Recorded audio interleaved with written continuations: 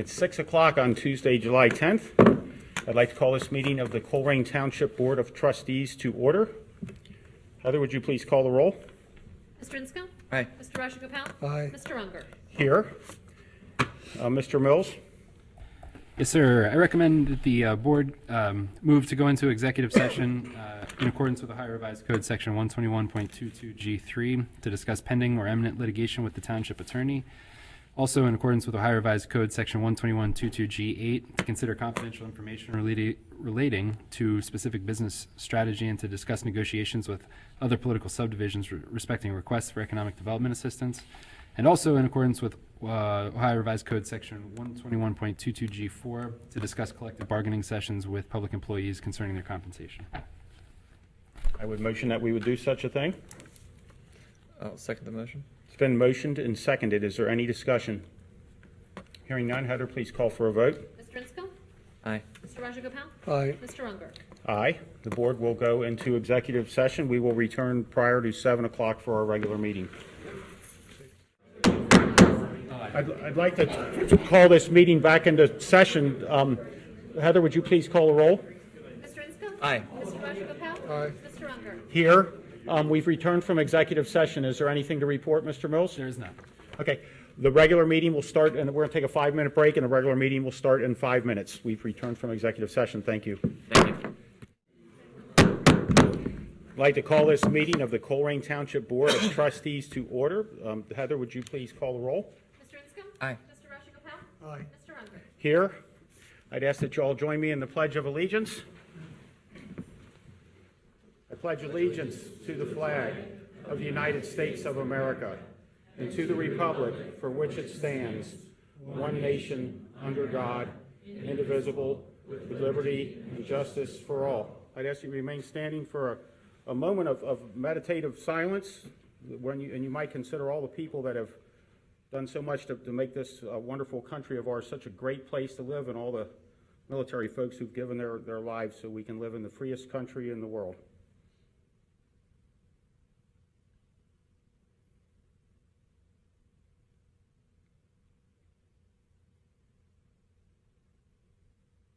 Thank you. Thank you. Our next item is fiscal officer. Sure. I'd like to ask for the board's approval of the June 12th, 2018 regular meeting minutes. I'll make the motion. I'll second it. It's been Greg motioned and I seconded. Is there any discussion? Hearing none, Heather, please call for a vote. Mr. Insco? Aye. Mr. Rajagopal? Aye. Mr. Unger? Aye. All right. And then the special meeting of June 26th. Is there a motion for, I will motion to approve those minutes. I'll second. It's been motioned and seconded. Is there any discussion? Is that the one that I gave you the corrections on, Heather? Yes, and they have been made. Okay, perfect. Is there any other discussion? Hearing none, Heather, please call for a vote. Mr. Insco? Aye. Mr. Rajagopal? Aye. Mr. Unger? Aye. And the 27th. I'll make the motion. And I'll second it. It's been motioned and seconded. Is there any discussion? I don't believe there are any corrections on that one. Any other discussion? Hearing none, Heather, please call for a vote. Mr. Insco? Aye. Mr. Rajagopal? Aye. And Mr. Unger? Aye. There are them for your signature. Our next item is presentations. None. So we'll move on to the next item is citizens address questions concerning today's agenda. And I don't really have these sorted out that way, so I guess we can just go ahead and take them in the order that they came in. But if they are specific to the budget hearing, they should wait until that portion. Are you specific to the budget hearing, Mr. Stevie?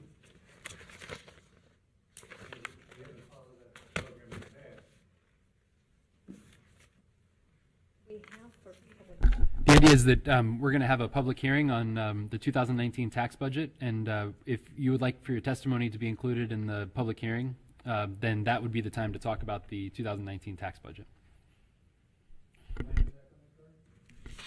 On the agenda, it's item 10, which is after, so we're right now on item 7, citizens address, and then we have 8, administrative reports, 9, trustee reports, 10, public hearing.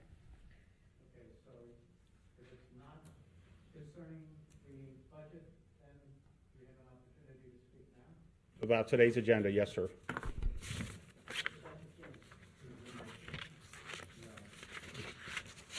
I'm, as president of the board, I'm fine with just calling him up.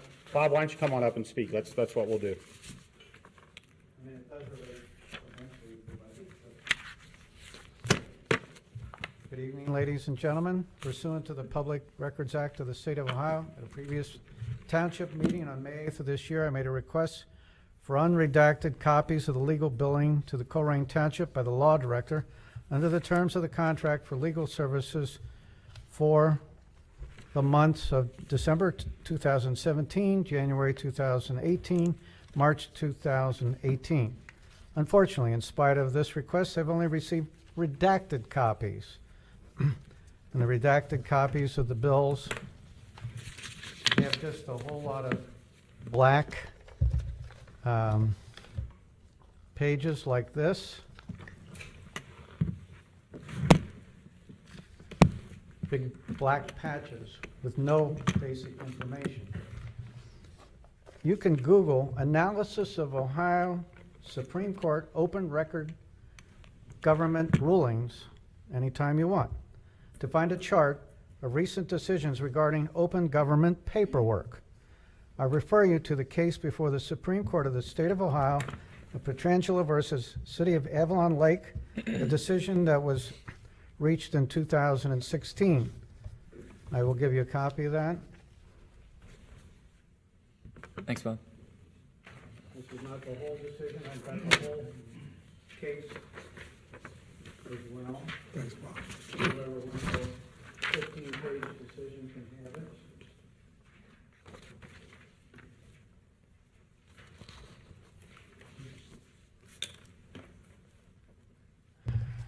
On page 3, paragraph 10, the last few lines are as follows. Other information on the billing statements, namely the general title of the matter being handled, the dates the services were performed, the hours, rate, and money charged for the services, is considered non-exempt and must be disclosed. I don't know how much plainer they can make it.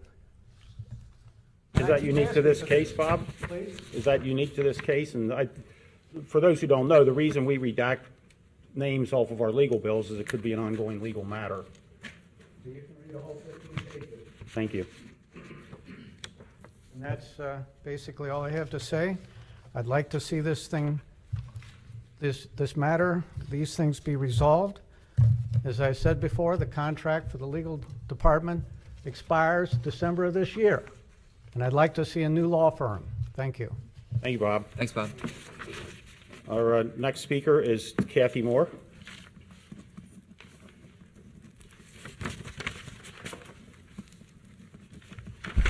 Good evening. Good evening. I just have a couple of questions about the contract with the police department and the mall. And this is one of the words in here, it says off-duty detail. When the police department does off-duty details, I mean, do they do Walmart? Is it off-duty? Yes. Yes, okay. And I know they do the movie theater at Northgate. Yes. Okay. Any other ones? They used to do Kroger, but they don't anymore. I wish we still did Kroger. Periodically, things pop up and nothing Okay. that's consistent like And that. are those paid through our payroll? Walmart and, well, the mall will be if that's approved by the board. But I mean, when they work at the theater, The theater's not, no.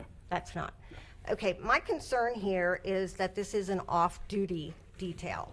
And for this to go through the township payroll, that is for Opers workers. And if they are working at the mall, that is not a public entity, that is a private entity. So I have a real concern about paying PERS on that. And if an employee is working 40 hours at the township and then they work at the mall, what about overtime? then that would have to be picked up if they're working at the mall and it comes to over 40 hours. But the rate they're being paid is time and a half. It's an overtime rate. But what about all the other benefits, Opers and? That's paid out of the officer's end of it, of their, what they take Okay, in. well, my concern is just that it's not public service. It's a off-duty detail. And I would hope that you kind of learned your lesson from the previous board who tried to pull one over on the fire pension when they screwed the part-time firefighters out of the full-time pension. And then we had to pay a $349,000 penalty. So who drew up the contract for this? I did, You did? yes. Okay. Did the mall, I mean, are they involved in it? We discussed terms, but I actually drew up the contract and presented it to Mr. Barbier for his review. Okay. So, I mean, you have certain employees that make a large wage, and even if they were paid overtime, $52.50 wouldn't cover it. So, like I said, the key word here is an off-duty detail, and I don't think that this would really classify as a public service Opers deal. So I'd just like you to consider that before you make your decision. Thank you, Kathy. Thanks for that, Kathy. I'll let you address that when that comes up in the agenda. Stephanie Wright. Hello, Stephanie. Hello. Good evening. Good evening. I brought up at the last meeting and I requested, for those who don't know, our township employees have access to something called a P card. A P card is a procurement card, which certain employees Right here. have the benefit of using to purchase supplies, parking, and different things for the township.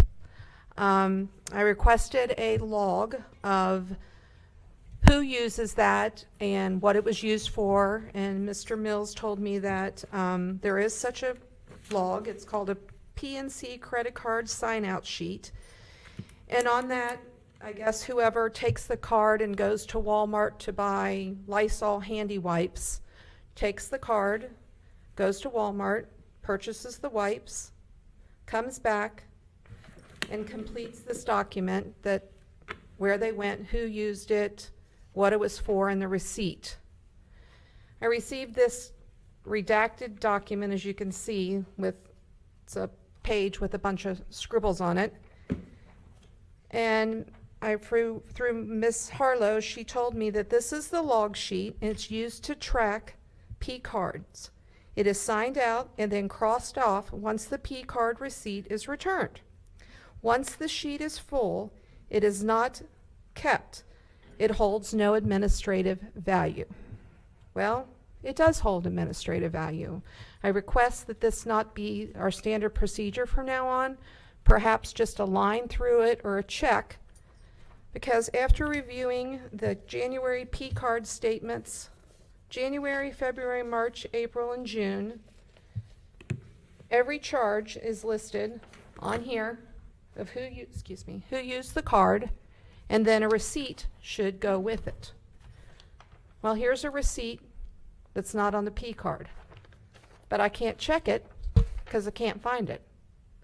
So if this document no longer holds any administrative value, how and who is checking?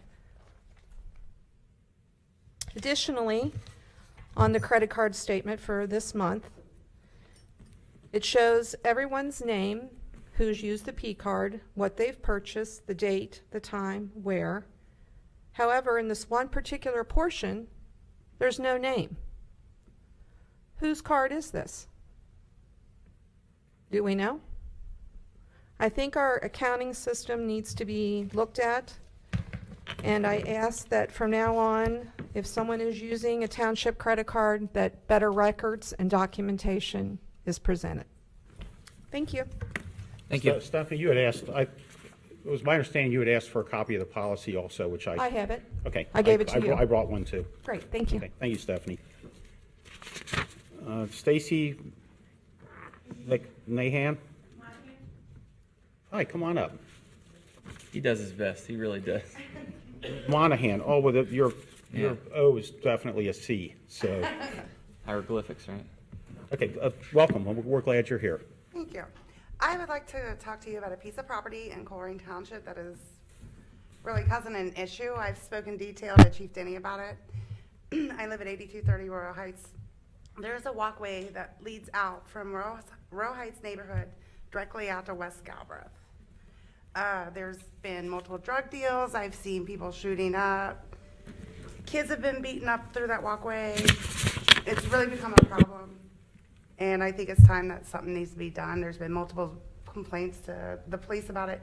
And I get that people say, well, we don't have a lot of crime records there. I get that. Because what's going on there happens so fast that a police officer doesn't have time to get there. But I'm living right next to it 24/7. I have been woke up all hours of the night with people screaming and yelling, kids running down through there. I was in the backyard just the other day and witnessed a drug deal. And there are people shooting up. It's not safe for the neighborhood. This is a neighborhood where kids play in the streets, people are raising families, and I think it's time to really consider closing that thing down. I don't see what it benefits. Is it behind the address that you've listed on your card here? Yes, it runs right beside my house. Yeah, I'm happy to stop over and look at it myself, just so I have knowledge. Obviously, Yeah. there's three of us here, but, Right. yeah, What's on is this? it a concrete sidewalk that kind of runs It behind the is. properties?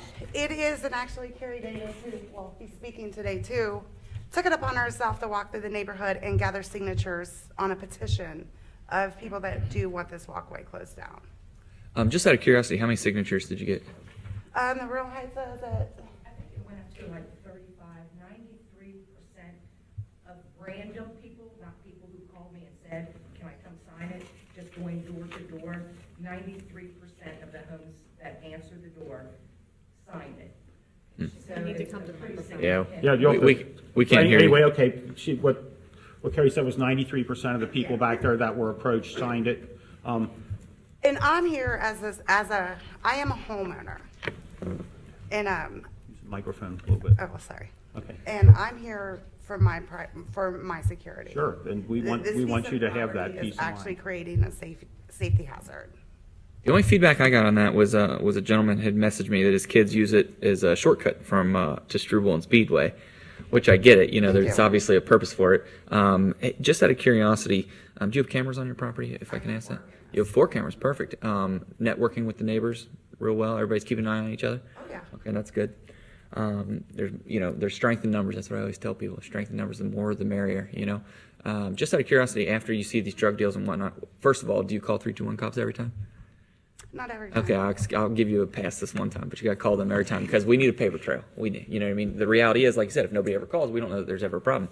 Just out of curiosity, after you see these drug deals or whatnot, or this activity, which direction do they head? Are they heading back in the neighborhood?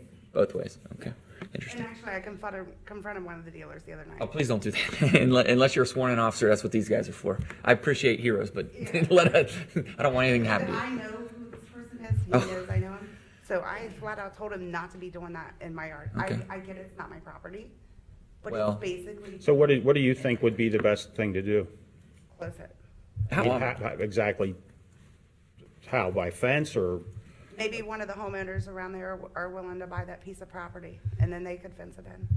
I'm getting ready to spend over $2,000 on a privacy fence because I need some peace. Just out of curiosity, how often does the township, you're saying this is a township, you're sure this is the township's property, how often do they maintain it? I mean, how often do you see somebody out there mowing or paving or, Maybe once a year. Yeah, I seen them. so last who's year. maintaining it then? And that's after I made several complaints. There were some neighbors that went up and did it. Not too long ago was when Fox 19 had the same walkway on the news because the construction in Royal Heights, they were forcing the children to walk down there and catch Oh, the school gotcha. bus. Yeah, I Would you be okay providing your, not in public, but provide your phone number so we can follow up with you on that? Yes, It's sir. This is, we don't talk outside of meetings, so that would be nice if I could have your phone number. Okay? Yeah, we want people to live in a safe place and have a feeling that they're in a safe place, so if there's, We've been there since 2009, and probably the last 5 years, it's gotten really bad. okay. Is there enough lighting there, ma'am? Enough lighting? I'm sorry? Is it Is it lit? Is the enough trail lit? lights? Okay. There's a light up at the beginning of the walkway, but all the way back through there, it's completely dark. Is there a particular time of day that's worse than others? Maybe late afternoon, evenings, but really, I have people running through there 2:36, 4:14 in the morning, because I have a camera that catches everything that goes down there. Well, that's Now, good. it can't catch the entire walkway because there is some growth back there, and some of it is on my side of the fence. Just because I don't want to give them open access to jump my fence. It's already happened, and somebody broke into our house. Oh. Point well taken. If you could provide your phone number, we will follow up on it. Will do, thank you. Thanks, Stacy. Thank you, ma'am. Kerry Davis.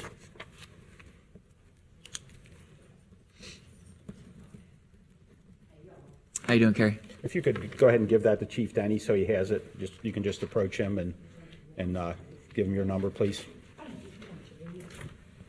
Hi, Kerry. I'll take one of each. Okay, these are the petitions. Wait till you go to the mic. Did you want this lowered, boss? Is that what We you can, were Just so we you just can want to hear be able you, to pick it up on the recording system. Okay, so, yeah, we had, we just went out for a couple hours. Only 2 people of all the houses we went to didn't want to sign it. One didn't understand what it was, and the other one just said, deal with it. But it's been a consistent problem. The best example I can give to you to signify that this is a serious problem, as an escape route for criminal activity and stuff, is when there was a shooting up at the other end in our community. The police swarmed the walkway because they knew that was where they were going to run to escape from the police.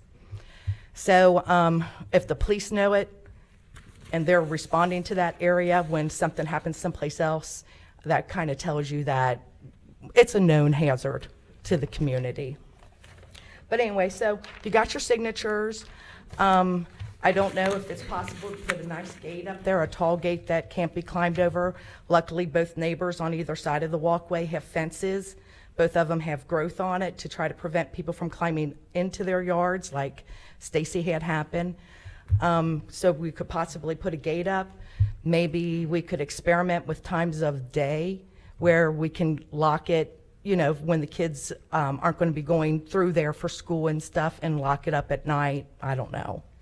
But that seems to me to be the best option, rather than digging it up and destroying it, is to see what can happen if we put a gate up there and deter it. And I was thinking about, and Chief Denny might be able to clarify this, a lot of times they have people who they know they're involved in something nefarious and they can't really do anything about it. And if we post a no trespassing sign, and even talk to St. Anne's about putting no trespassing signs, it's one of the few laws out there that is selective. I could post no trespassing and let Chief Denny, but not let Jeff on my property, right? Am I understanding that correctly? And this would also give your officers a tool to detain, search, and investigate other issues that are going on when you can't find the evidence on them at the time. At least we can charge them with trespassing if St. Anne's will cooperate and you guys own the property. So on that part of it. So it was just a thought, if we also add no trespassing signs to these problem escape routes, that it would give the officers a venue. How many residence properties does this path touch? Obviously, at least 2. Just 2. There's no on the other side, or anything? Well, actually 4, because there's 2 on the Gabber side. And 2 on the. Gotcha. Well, thank you for bringing all this to our attention. For those who can't see this, there's approximately 32 names on here of people that it looks like they're all on It's funny how many of these people I know. Linus and Jackie's and Royal Heights and a lot of Linus and Jackie's. Was a closed subdivision. Right, I'm familiar with it. And like I said, the last few people are people who called me and said, would you please come and let me sign? I want to sign it. Well, but great. the first 30, I think, or 28 were just random. And that's what really told me, okay, the community really does want this addressed one way or the other. I will personally go look at it, and I'll ask Chief Denny to make sure that we have some sort of solution or no solution, depending on the legality of closing it. And if 2 people protested being closed, there's just some things we have to look at, but I'm happy to walk over and get the ball rolling on it. So. And Okay. Stacy's the person to know. Actually, either one of these women are pretty, they know And what's you going gave your, on in the and neighborhood. Stacy, you gave your phone number to Chief Denny just now, so he has it? Okay, thank you very much, Carrie. Now, I do have one other Okay, sure. question. Is that contract with the mall being voted on tonight? The other contract that was in existence sunset on June 30th. There is something on the agenda tonight for the mall. Is it possible you're going to vote on that? I think it's Okay, on the I do agenda. want to share with you that Kathy's right. I've been researching this issue myself. In fact, I had conversations with people today, and she's completely correct. I don't know if legal counsel reviewed the contract yet, but I would really suggest you send it down to the prosecutor's office for a second look. She's right about the overtime pay. Whenever you tell an employee when to be someplace, they are your employee. They're not a subcontractor. And I think there's issues on commingling of funds. Kathy is on, she is absolutely right. There's some major problems with this contract and the previous one. Not that I'm not for or against it. I want you guys to do what's best, but I sure don't want you hit with a lawsuit because there's some real problems in the contract.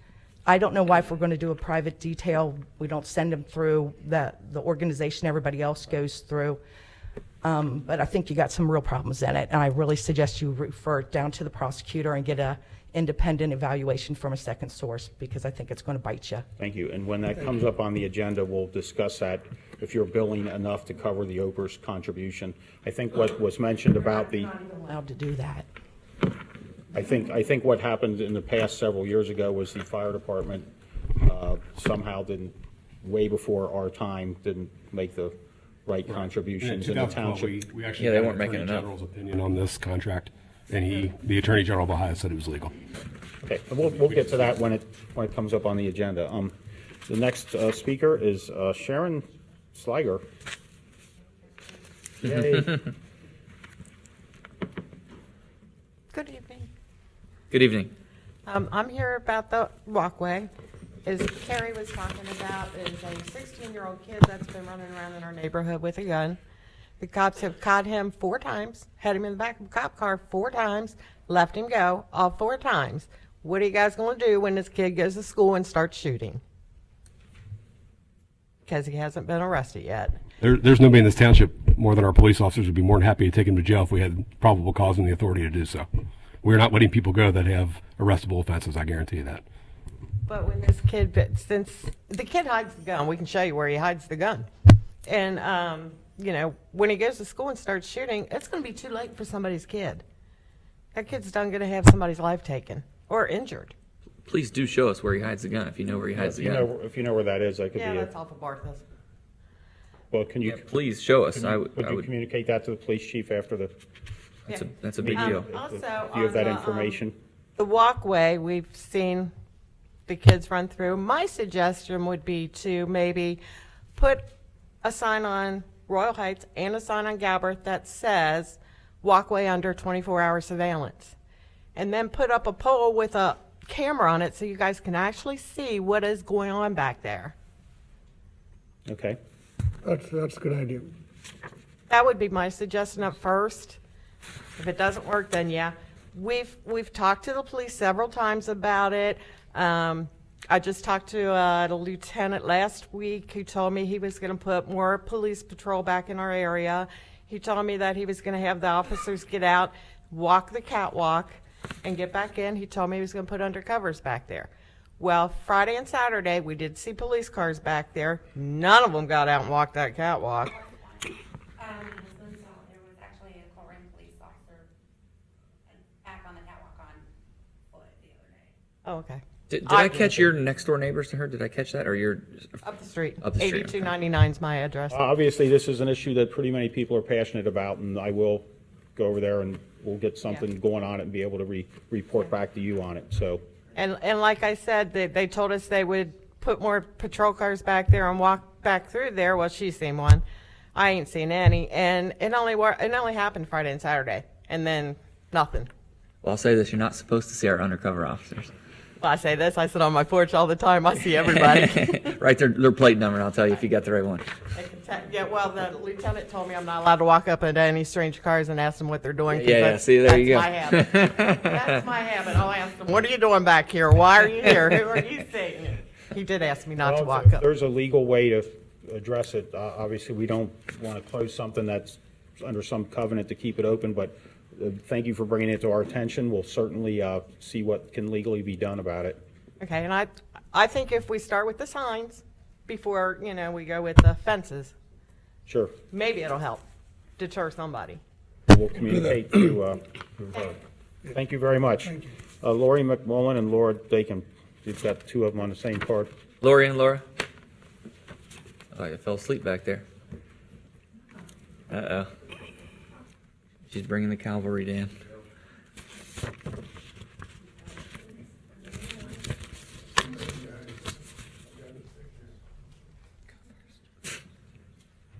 Hi. Hi, guys. Good evening. My part's real quick. Just wanted to make the community aware. On July 21st, we are having a pocket picnic on Capstan. Give me that date again to be on the safe side. It is the 21st. July 21st. It starts at 6 p.m. It's a little hot, so we decided to start a little later in the day. Everybody's welcome. Just bring a dish to share and a chair to sit down. But we're bringing some life back to that area. Didn't we just do one on Hyannis? Capstan. Oh, Capstan, I'm sorry. Then on the 29th at 1 p.m., watch me whip and watch me spray. So if you want to come out and dance with Greg, with all these amazing kids in our community. That's Sunday, July 29th. Oh, you're coming to that, really? I can outdance you. This is going to get good. You haven't seen me dance before, Can we Greg. start the bidding at a -1? I'll pay so you guys don't come That's in. very, very hurtful, Greg. Oh, I'm kidding. I love Stop you guys. interrupting the lady. Forgive me. That's okay. So yeah, everybody's welcome. It is a fun event. The kids had a blast last year, so we brought it back again this year. And if you have never had the privilege of standing in a fire truck spray, Cool. you got to try it out. It's a hurricane. That's my part. Thank and you. I don't think I stuttered too much. Oh, you did fine. I just wanted to talk to the agenda for the motion to execute contract with Urban Fast Forward for the Northbrook Strategic Investment Plan. And I just wanted to share that we all met with Kathleen Norris and two other groups to hear what they may offer for us in Northbrook to do some redeveloping and redesign. Kathleen Norris is with Urban Fast Forward. She has a marvelous, not an agenda, but her resume. Thank you.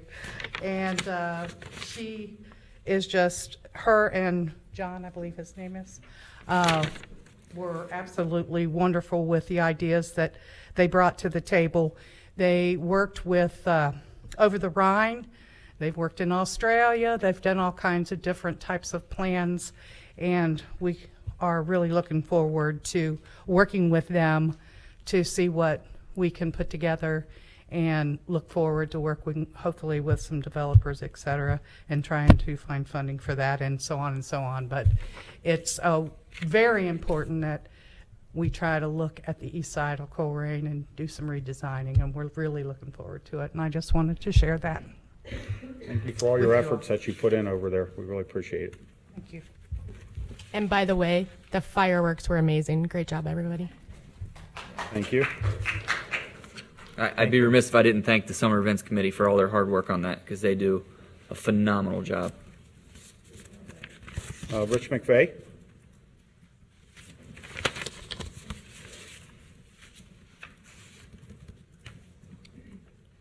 How you doing, Rich? Great, thank you. Excellent. Hi, Rich. Well, Mrs. Unger, I'm good to see you again. Listen, if I'm too tough on him, just grab my belt. Just to follow up on what these ladies were talking about around the urban fast forward strategic plan. I do support working on this area. I think it's extremely important. And I don't know if you guys looked at the proposal made by Urban Fast Forward around the deliverables. I did, and my view of it is they're a little bit weak. I did talk with Laura a bit about it. I know they're enthused about the presentation and the people are there working with them, and that's a good sign. But the hard deliverables that you're going to get in the end, as it's spelled in the document, really didn't jump out at me. Okay, and I had one question too along that. One of the main deliverables is placemaking, and I know about a year ago we hired someone, paid him $12,000 to do placemaking. So we started it once and we're doing it again. So I just encourage you to penetrate that and understand that the deliverables that you're going to get are what you really need in the end, and because I support the work. As an outsider to the effort, it's really pleasing to me to see what's happening with what people are doing. But one thing I would say, and I hope you don't take it the wrong way, it looks like the progress is occurring slower than it should be. We've been at this thing for quite some time. We're starting the placemaking thing over again. We've been talking about some time about slowing down traffic, and I don't think we got the chicanes in yet. So that maybe they're starting, but my only thought is, from an outsider's view, it looks like it's slower than it should be. I know the residents are pleased, so don't think that they're complaining about that. It's important for the township. One thing I might say is that maybe it needs some stewardship of a trustee, a single trustee, to put particular attention to the group and provide whatever support they need to remove any barriers that might be existing back here in the township. I don't know of any, but some leadership might help. Enough on that. It's good work that they've started. At the last trustee meeting, there was considerable discussion about the positive economic impact that Duke Operations Center project will have on the community, and in particular the Corian Avenue. The township representative stated that though they had no preliminary plans yet, that they would be needing to abide to the B3 zoning requirements. Some research has surfaced that public utilities are not required to be bound by township zoning. That's what we're hearing, and I think that the township is beginning to look at that. So I'm asking, have you determined if the township has any control of the zoning for that project yet? Because it says in the statutes that you don't, which is troubling, at least to us, because we thought that we'd have some control, and now it looks like since they are a public utility, you don't, unless they're just a good corporate citizen and you can talk them into it. So I hope you follow up on that, because I'm not sure I got a message from your wife about that and wanted to know, and the little bit of research I did, I discovered that Duke, I want to say, has 521 parcels in Hamilton County, and just looking at that list, 7 or 8 of them are in Colerain Township, such as that little substation over at Cheviot and Galbraith, which is certainly not zoned for a residential area, and it's not a small thing. It's a big thing with a high fence to keep people from getting into the electric. But you're probably right. They're probably subject to the different zoning requirements, because how would you put something like that in an area that's zoned residential? So you just need to study that. I mean, Sure. the expectation. I want you to know I did, because Ellie asked me to comment it during the meeting, and I did want to mention that I had done some research. Our expectation is that that's going to lift the community, and to do that, it needs to be done right. Third point, relative to the police contract and Tabani Mall, my first question is, I'm pleased to see it happening, but Chief, how many additional people is that going to free up? I mean, there were people there. Do you have some sense of that yet? It's the hours of 5.2 police officers. So, wonderful. 5.2, yeah. Wonderful. Now, I've kind of lost track. What's our authorized staff now, sworn officers? 54. 54? Okay. And are we at that now or below it? We are below that right now. We are hiring. That's what these 2 hires are for? Yes. Thank you. These are backfills. Now, I do have a question around why the township charges Walmart a little over $63 an hour for this work, and they're charging Tabani $52.50. Now, you've had a couple questions raised about the legality of it, but even if it's legal, I wonder why you know, I there's was going to such I a asked Mark big to address difference. all that when it comes up Okay. in the agenda. There was a question, I guess a statement in it, that if they have trouble getting the overtime slot filled, these are my words, not the contract, but you have some responsibility to make mandatory assignments, I guess. Is that right, Chief? Yes. So when you do that, where does that person come from? Off-duty staff. Off-duty staff, so it's not from the existing staff. Okay, thank you. Hopefully you can work it out. Thank you, Rich. And looks like you want to come back for the tax budget hearing. So I've got that. I'll set that aside. The next person is Keith Miller. Hi, Keith.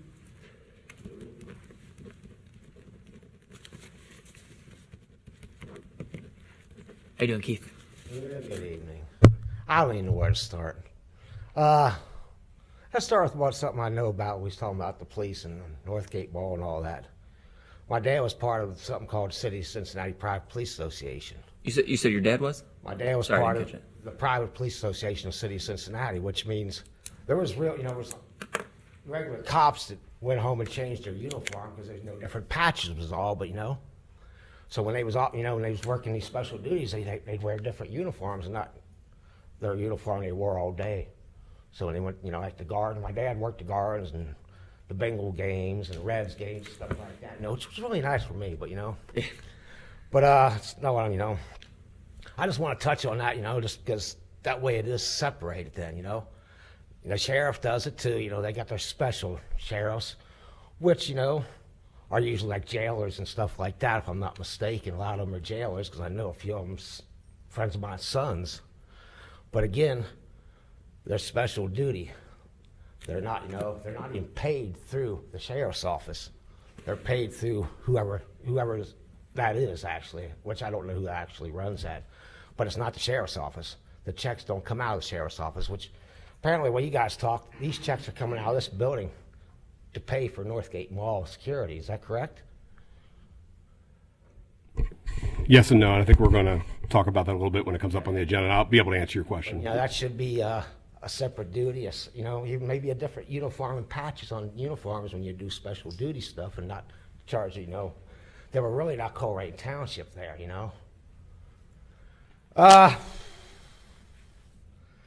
It's so confusing here anymore. I don't know where to keep going, Tried to change things, and apparently that didn't work too well, Some of us didn't decide what side of the fence we're on until, I don't know what happened, but not happy with the last special meeting at all, I feel like it was being railroad. I feel like this man over here is nothing but a $100,000 henchman.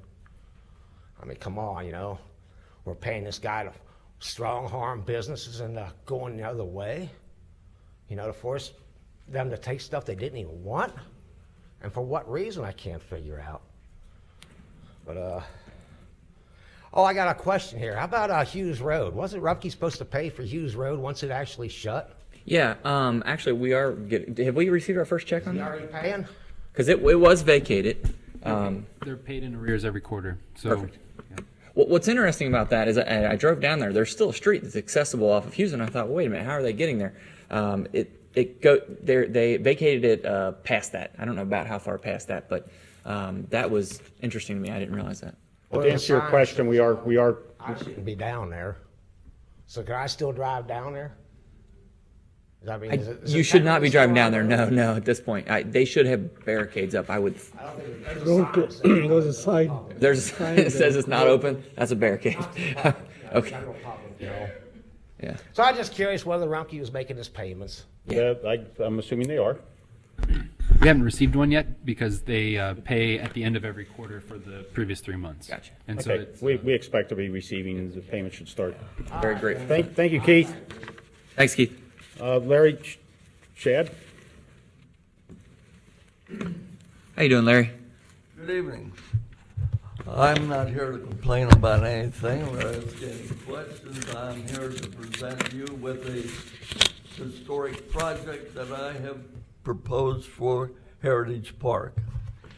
So I have some drawings here.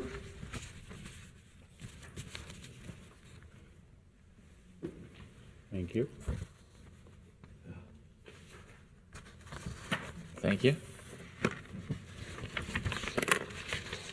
It looks to be about 5 or 6 pages from sketch, 6 pages. Yeah. While he's walking back, I'll acknowledge and thank his son for being here today. It's nice of you to be here with Dad. So while you're looking over those, I wanted to give you a little history about this historic flood pool.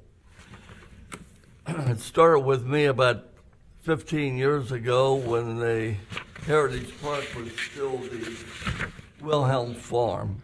And on Wilhelm Farm there was a house and several barns. The largest barn sat closest to East Miami River Road, and on the side of that barn was 2 lines. One line said 1913 flood, and about 9.5 feet below that was a sign, a line that said 1957 flood. I remember the 57 flood, and a lot of my friends say I should remember the 13 flood, but I don't.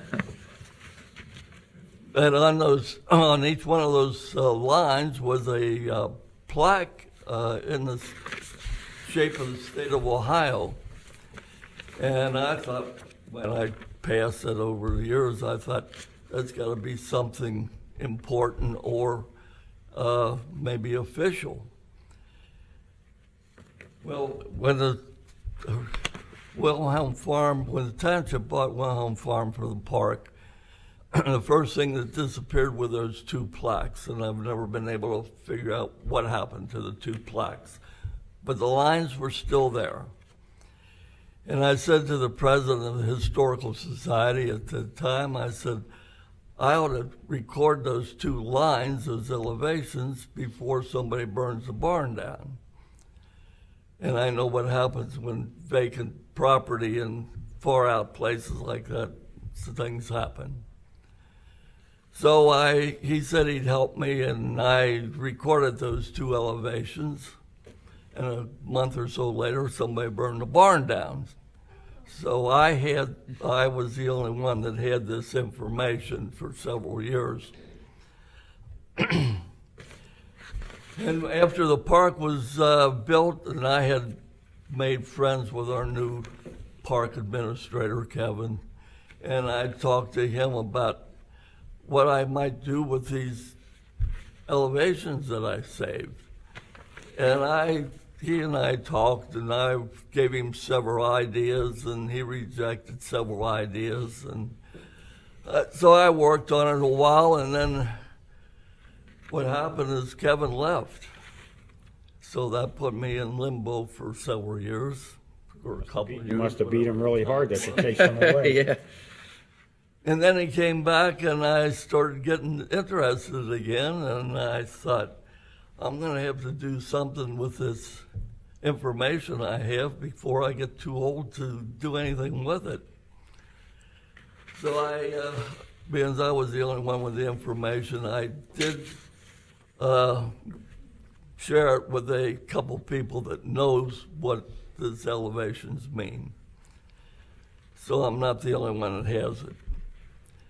But now I've sort of worked on this project to this point, and right now I have all the permits necessary to put up the flood pole, and I've raised 75% of the funds it takes to put the pole up. So I just wanted to present that to you and maybe get your blessing as to whether I can go ahead and get the project going. I'll end up being the coordinator on this whole project, getting everybody together and down there and do it. Yeah, do it, ribbon cutting, all that fun stuff. If you could, Kevin and I guess Jeff and Larry maybe, is this something that we need to approve, kind of like we did with the Veterans Memorial, the site, or is it? I think it'd be better if we had some time to look these Oh, over. for sure. I'm just saying eventually, much like we did with the Veterans Memorial. I think it's something you should approve if you want to do that. Okay, as long as they've got all the proper documentation inspections, insurance, all that fun stuff. Okay. I think we'll move forward on that. It's a great cause. Have you been approached with this, Jeff? Yeah. Okay, yeah, I'm just, this is my first. Yeah, I've spoke with Kevin Schwartzoff about it, and I think it's kind of neat. You see it down on the Ohio River a lot. We were down at Smale Park Sunday, and they have those indicators where the river might have been. Yeah. I think it documents the history of the township. I hope that it never hits those posts. Yeah, again. amen. You said you raised 75% of the funds. Do you mind me asking how much further you have to go? I've got that promise. Yes. Okay, fair enough. And your son's inheritance will cover the rest? I'm sorry. I said your son's inheritance will cover the rest of it because he doesn't need it? I'm sorry. That's My fine. hearing. It's for your own good. I think he heard it though, and that's what's important. So. No, that's fine. So you're familiar with this project, and yeah, and I'd like to. I think that at first blush, I love the idea. I want to get with Kevin a little bit more about the details. This is the first time I've seen the details of it, so I just want to make sure that there is, and Jenna and others that understand where the utilities are in the area and things like that. But I think it's a cool project, and give us a month to take a look at it and come back to the board maybe in August with a recommendation. Does that sound fair? the second Tuesday in August? Yes, sir. Would that work? Would that timeline work? Yes. That way we've got time to look at it, and if anybody's got any comments on it, we'd have time to get comments. So, Yeah. well, gee, that does sound neat. I'm glad you're up on it, and thank you. Okay, I'll stay in touch with Kevin or Yes, sir. Jeff. Kevin. Yep. And Kevin does have your phone number? He didn't delete it from the last. He's got my number. You have it, Kevin? Okay, great. Well, thank you, Larry. It looks like a neat project. Thank you so much. Thank you for your time. Thank Thank you, sir. Sherry Tennis and Angie McDonald.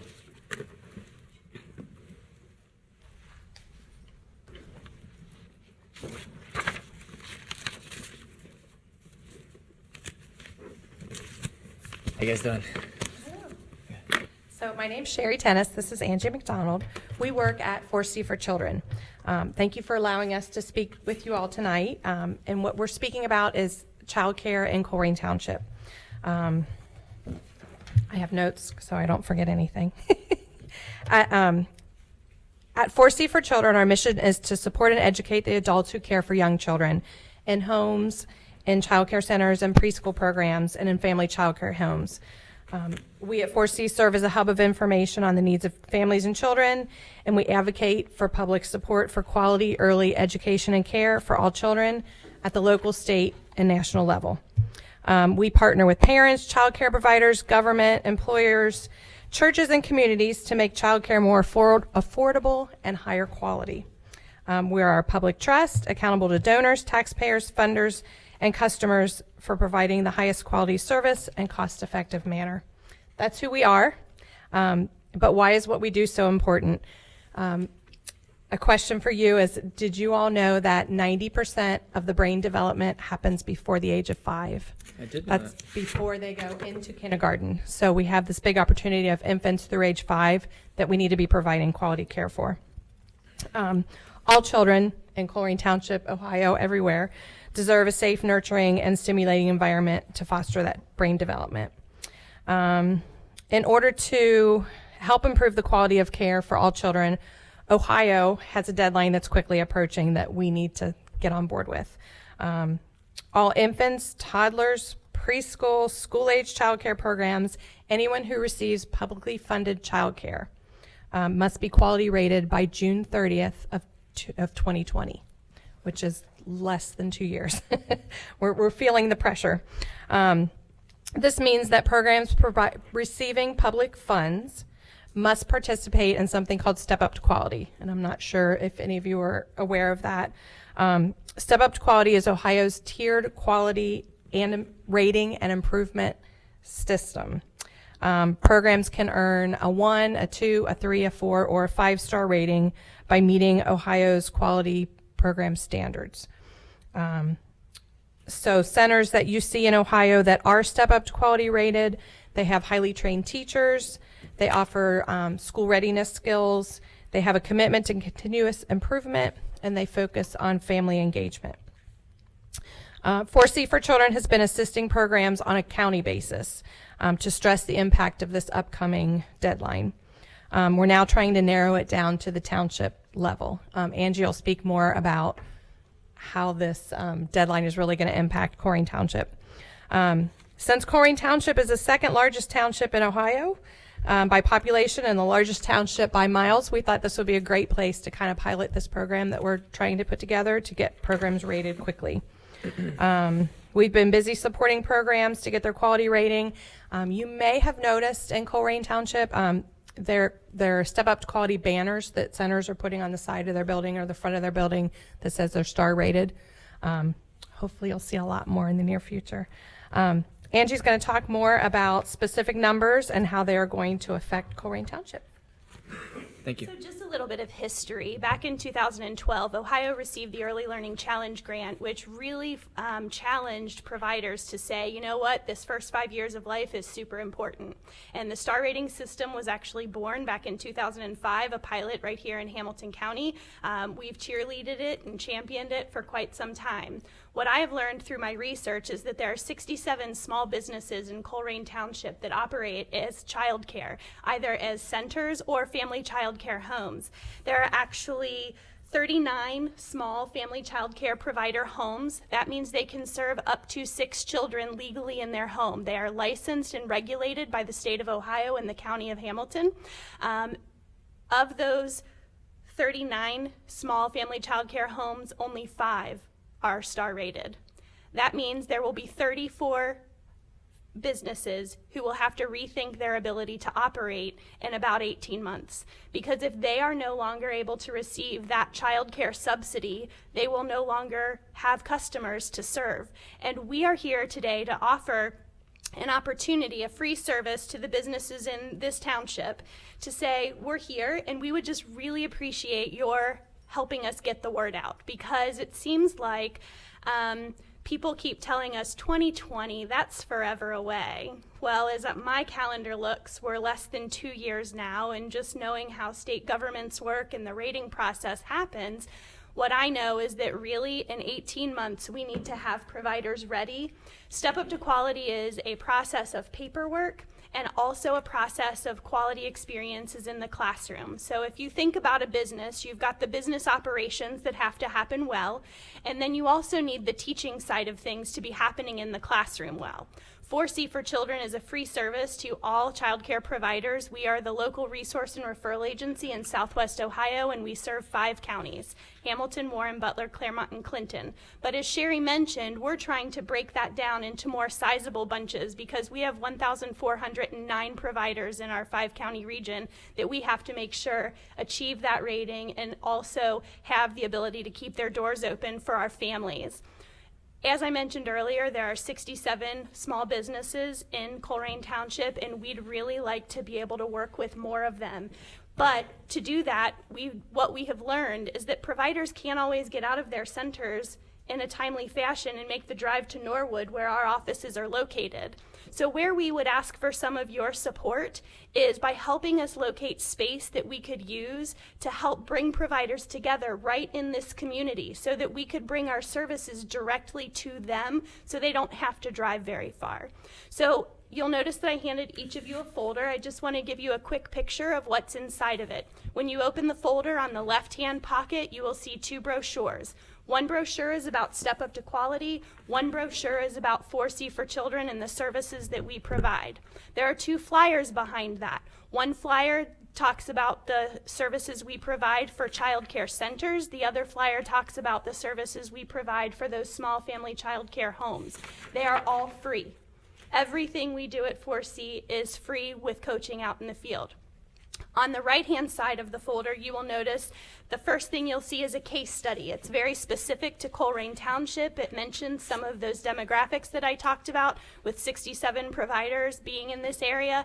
And my concern is that there are 75% of your small businesses who may have to choose to shut their doors in less than 2 years if they aren't able to earn this quality rating. And so we wanted to share this information with you, the trustees, so that hopefully we could begin a partnership and locate some space available for us so that we can bring our free services right into your community and better serve the businesses who are available. Just a quick question. Who's going to get all the kids if they can't get certified in that time and by that deadline? That's a really great question. Okay. And that's part of the problem that we're trying to work on. We do worry about what I would call a child care crisis in about 2 years for all of our working families. How is your organization funded? We have multiple funding streams. Our primary funding source is through the Ohio Department of Job and Family Services. We also have funding through the United Way of Greater Cincinnati, Greater Dayton, because we do have an office in the Dayton counties. We have some smaller funders as well, because we have a really great agency advancement team that helps us to be able to diversify. Sure. Did you say you were looking for space, or you needed space to house? Do you know about how much space? A classroom size? Okay. Have you considered the mall by chance? We have not, because one of the things that we know is because our services are free, we try to keep our costs down, and in my mind, a mall might cost money for us to be in. I don't know if you've seen the internet lately, but it's done a lot to malls nationally. And our particular mall, Northgate Mall, has been a phenomenal partner. They give us space for police and fire. And I'll happily put you in touch with the mall manager and see if we can get the ball rolling on that. That would be really appreciative. Thank you so Sure. much. I've got your information right here. Yes, So my business card is in that folder, so if you ever have any questions or you hear providers in your area who would like to know more, please give out my name and phone number as much as you can, because we really want to meet the needs of the small business owners and ultimately the families who are in this town. There are about 3,000 children who are served in those 67 programs every single day that are located in this township. And just like you asked, where will those 3,000 children go? We're not sure. So that's why it's so important that we get programs in the door. Part of that case study, you'll notice that there are some maps attached on the back side. The first map is a location of all 67 programs that are in the region. The next map shows you all of the rated programs. There are 17 of them, all in total. And the very back map will show you the 5 programs that are highly rated, 3, 4, or 5 star. Highly rated is really like the top-notch thing. The other thing that's important for you to know is that all ODE licensed schools also are required for their preschools to have this rating as well. So your small businesses are going to be in competition with those ODE licensed programs. And how great is it for a marketing and advertising tool for them to be able to say, oh yeah, we have that 5-star rating too, and we can help them achieve that. Have you made a presentation to the Northwest Local School Board? We have not connected to the Northwest Local School Board yet, no. I say they have an opportunity to address just like you're addressing us. Absolutely. Well, thank you for bringing all this to us. You're very welcome. Glad Be in we've touch got your for phone sure. number. Thank you so much. Have a great night. absolutely. Thank you. Thank you so much. Mike Parsons? Good evening. How you doing, Mike? My concern tonight is recent business here in this board regarding the open sunshine laws, open meeting sunshine laws. I'd like a little clarification here at this special meeting we had regarding this piece of real estate down there in front of Duke. It was brought up that, we had this strong arm deal going on with Duke that was forcing the deed holder to sell the property out from under a land contract that had been in effect for 10 years and only had 7 remaining. So we got all these maneuvering mechanisms going on, and all of a sudden we have a special meeting, and I might note absent was safety services. Is that standard practice at a special meeting, no safety services? I don't know how this affects the open sunshine laws. Those meetings were advertised. Well, they were advertised, but here's what stuck with me, is we're up here, and we're disparaging this motel down here. And I have no vested interest in the motel. Never been in a room. Have nothing to do with it down there for the most part. Other than nostalgia. The place I think may have been around longer than Rumpke, for that matter. But that's neither here nor there. But at the meeting, all we hear is how all the negatives about this motel. We're all boasting about how we've leveraged a buyout here. We've strong-armed Duke, and we got all this going on. And we hear no input. I hear about all these runs down here, these adverse drain on safety services. Well, I'd like to ask Chief Denny right now, is there an exorbitant amount of runs to the Fireside Motel? There is. In fact, I was helping out. Could I request a numbers breakdown versus? He did send me a part- numbers I provided breakdown, that Mike. before. He What's that? sent it to me, and I'll see if I can pull it up while you're talking. Because he Well, did send me a what- numbers what is- breakdown. What are the number of runs per rental units at that facility versus the other two facilities? I'll see if mean, I can- the numbers breakdown would say a lot. But a side note on this, we sit here and we're tearing this place down and everybody's frothing at squeezing this woman out of her land contract. And it's such a nasty place. We got all these runs. Yet the very next night, Colerain PD pulls down with someone in distress that needed a room. And it turns out this woman has been accommodating Colerain PD on everybody that they bring down there that's downtrodden in this township. You know, it's funny we didn't hear anything about that, or they weren't here to put that input in there. Is that correct, Mr. Denny, that you actually dropped somebody off the very night after that they voted to steal her motel I from have her? no idea, but I know we have used their services. Yeah, before. okay. Where's the rub here? This place is such a scourge. I've got yet- an answer for your question if you'd like me to go ahead. Real quick, can you tell me where you were at that meeting? You'd said vacation or something like that? I was out of town, He yes. was, he was out of town. Well, everybody- So answer that question. Everybody's gone, you know. Ours was at a funeral. So No, that's, open. Hey, Let me Mike. get back Let to him that. talk, I'll let get him back talk, to the let him original. talk. In the Mike, past let me year, run we've the- had 100 calls for service to their hotel. One every 3 days? Five wanted persons, one stolen vehicle, 12 fights, 3 thefts, 4 suspicious persons, a robbery, 5 QRT follow-ups, an armed person with a knife, 14 heroin overdoses, 4 obstructing official businesses, 4 drug violations, and 6 domestics. So less than a third of the year you've got runs there. How's that stack up against in town? They're a Or lot Fireside, larger. Or red carpet? It's apples and oranges. You're talking about a lot more. Well, just a Real breakdown per rental I unit. think he answered Numbers it. are easy to break down. How many rental units are in Fireside? How many rental units are up in red carpet? Probably 3 to 4 times as many. Okay, how many runs are to the red I carpet? don't have the answer, but it's not. Well, we had a quick answer for the Fireside. I No, mean, I was asked you the know, question. pardon me. We got all these adverse numbers for the Fireside, but out of the other side of your mouth, you're talking about how we drop people off down there regular because they need service. And this woman down there has accommodated you when you come in for no fees and putting people up. How many children live in there right now? I have no idea. 35? Live in the hotel? They're not supposed to live there. Here's They're- that many Well, runs. in there with guardians, you know. I don't know. Have you been down there to talk to the people? Upwards of 35 children live in there, to my understanding. Where are they going to go? Hey, Mike, I did do a little bit of research on 7580 Colerain Avenue, and there's 5 people that use that address as a registered voter address. That's which is- correct. The which woman is did say fine, that she has which is permanent fine, residence in there. except You're not supposed, that's not a permanent residence. Well, It is zoned as a hotel. Okay. That's fine, but I mean. we like to cut it right to the letter. No, I'm not. You asked, hey, whatever. We're going to do that. Let's get back to the open meeting, open forum. We come in here, we tear down a woman in her motel. She didn't even know what was going down. Somebody in her tipped her off. See, all this was going down. We had all this going down, and it was nobody going to be at the meeting. And Mr. Raj Kapal had a sudden family issue, couldn't be here. And what did I hear voiced in the open meeting is, well, we called Raj, and we told him what we were, and he was okay with it. Well, wait a minute, that ain't how it works.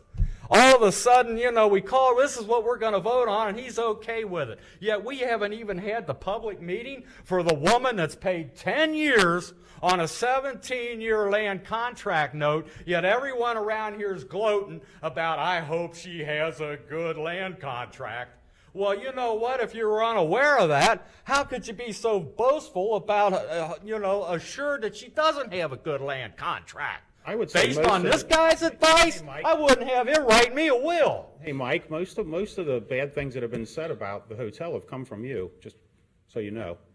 Well, you know, that ain't what I We heard haven't at the said- last meeting. No. All these negative When runs. there We was didn't no- hear about how we're taking people down there because they have nowhere to There go. was no open meeting violation, and Jeff Well, now wait a talked to when minute. How Raj- can you already have Let me get- predetermined how you're going to vote and call the third trustee not that's true. not here? You Not said true. it in an open meeting. Jeff Mills is the one who called him, and Jeff talks to the 3 of us. I believe you stated yourself that we called Jeff- Raj and he was okay with it. There's That's no before through any Jeff, public through Jeff. input. The other thing is just so you know, I do take your comments seriously.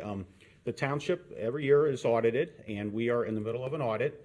And as board president, I was asked if I was aware of any fraud in the township, and I said, I've been here 6 months, I haven't seen any. However, Mike Parsons has approached the board and detailed allegations of being greased for $400,000. I did put that in writing. I reported it to the state auditor, and I meant to call you and ask if you'd be okay if I gave him your cell phone number, because the state auditor is going to be contacting you to investigate your allegations, because we do take those seriously. Call me up. I mean, $400,000, that is greasing it. Behind the woman that's got the land contract, and then to sit there and snicker Do you and still boast, stand? I hope she's got a good land Do you still contract? stand by your comments that there's fraud, because the state auditor will need to know that?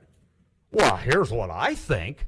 I mean, is there Can't fraud? Is prove there- it, but look Okay. at the body language here. The two of you look like you're dipping out of the same money satchel. Look at you. You freeze poor Raj out. I mean, come on. You know what? We'll leave it be. But I'll tell you what, I'm really discontent. Fraud? Is there fraud involved in this deal? Well, what is I'm just asking so I can report. Well, to tell me this. What's the auditor's value of that real estate? I'm talking about the state auditor that looks over our annual I'm not worried record. about him. What is the county auditor's value of the Fireside Motel? I don't have it in front of me. Well, bring that number forward and tell me what you strong-armed Duke into paying them, and then we'll go from there. We've got convenient numbers, but we have inconvenient numbers when there's a real question asked. I did do some research. I did Well, I find appreciate registered that. voters I appreciate there. I did that. find that $400,000 seems to be a little extravagant, and then you're throwing another 30 in. I mean, and in the paper itself, and I hate to get off track, but you know, our Pulitzer Press over here, the only thing we had no representation of what went on in the special meeting. All we had was a press release. I would say Jenny covers 35 different communities, and she's got her hands full. But that's another discussion. No, because it was obvious here. Oh no, we called Raj and he was okay with it. He wasn't going to be here. Through Jeff. I think at the time I said, hey, wait a minute. You know, we have fresh input from a woman here, supposedly unbeknownst to all of you, was paying a land contract on this. And at the very least, you should have tabled the issue till we had the full board, had safety services in here to really give it a fair airing. And I feel that you know, as a public individual, taxpayer, resident of this township, I feel that businesswoman was dealt a very foul blow, because that is a business. Whether you like it or not, it's a business. So where are you at? Pro business? We only like this business? Mike, that lady's deal is between her and the property owner. That has nothing to do with us. That lady if she has a contract or an oral one or a written one, her situation is between her So it's and, an oral is her name contract. Mrs. So Chow? is that why you're so boastful No, about hoping she has a nobody's good boasting, contract? but Don't most worry, of the it's obvious. most of the noise on this has come from you, Mike. Whatever her relationship is with the property owner is what it is, and I would encourage her to engage counsel so that she can work out Well, whatever I would her deal encourage is. that. In fact, I encourage the internet people here to put up a GoFundMe page so she can sue the township. And how much have you donated to that? Oh, I'll tell you what, I'll reach in my pocket right now. I'll go down, throw a C note in it. How much you want to donate to it? Let the record show Mike's in for $100, Heather. Absolutely. And I don't take any of this. I'll put $100 into a woman's savings. I don't take any of this lightly, Mike. But I No, did I look into understand. it. I understand. Okay. You know where I stand on that. Right. Well, I will. And it just all has a little smell to it. You know, the very night the woman sits here and is pleading for her hotel, and we hear about what a nasty spot it is in the township, and the very next night the police are pulling someone in there that needs rescue. Well, please. That's all I have to say. Thank you, Mike. Please expect. I think the lady's name was Kim Downey that I reported that to. So I will go ahead and give her your contact information, and she can reach out to you. Thank you. And this next one is Jim, and it looks like Hote, and I can't read the last letter. Jim, can you read it? Acton. That's Jim Acton. Oh. Your handwriting's getting better, Jim. Yeah, it's the pen. It's definitely the pen. Actually, it looks like it is the pen. One of your pens, not mine, I can tell you that. So. They're Mike Parsons pens, I'm positive. No, they're not. Mike, for your information, you leave already? No, he's here. That property was supposedly, according to the Dusty Roads, the auditor was $537,000. No, 537. 537. Some change also involved in it. Okay, go ahead, Jim. Speaking to the mic, please. Thank you. 5:37, since Mr. Insko can't hear well. Well, for the Sorry, record, there's for the people at record. home that need I to hear know. you. Okay, Thank you, fine. Jim. Start off with, I'd like to thank Kevin and his boys and his crews for the beautiful flowers up in the corner, and also for the excellent fireworks. So thank you, Kevin. Or should I say Mr. Schwarzkopf, make it for the record.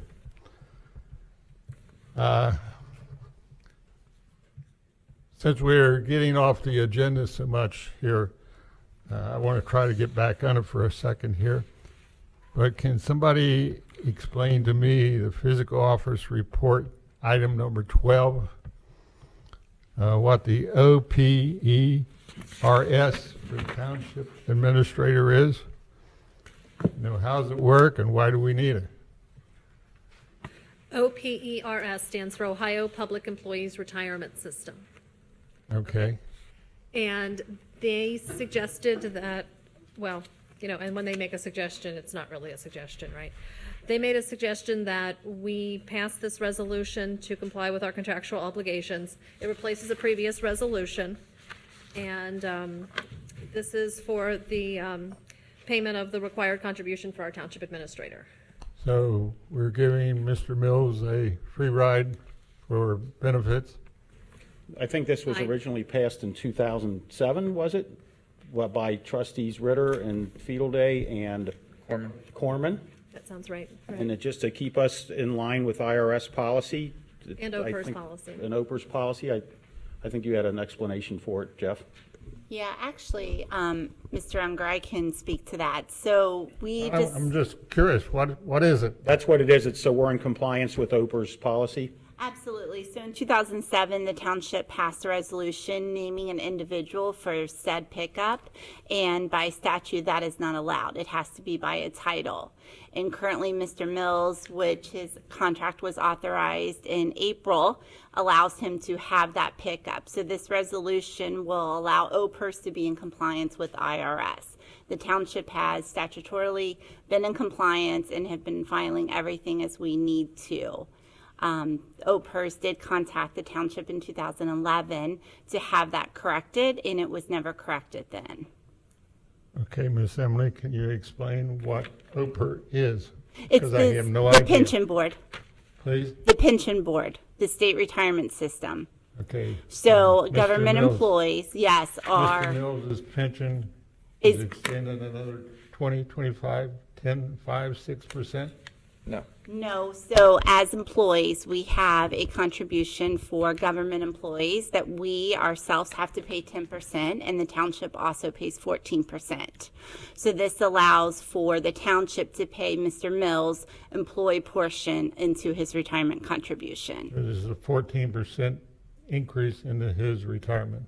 10%, sir, 10%. Okay. Just, Yes. you put these things on here and nobody can understand half of them, so that's the reason why I asked. Got that big screen there, put some of this stuff up there and explain it instead of just putting it on the agenda. Now I'm going to get off the agenda for a minute here, if I may, please. Go for it. Ladies, we're here talking about Northbrook and wanting somewhere on here, we're going to hire another organization to come in and do a study on Northbrook, what it needs and where we should go with it. Did we not spend about $25,000? You guys weren't involved in it. Maybe Yeah. Jeff, you were. Greg, same difference.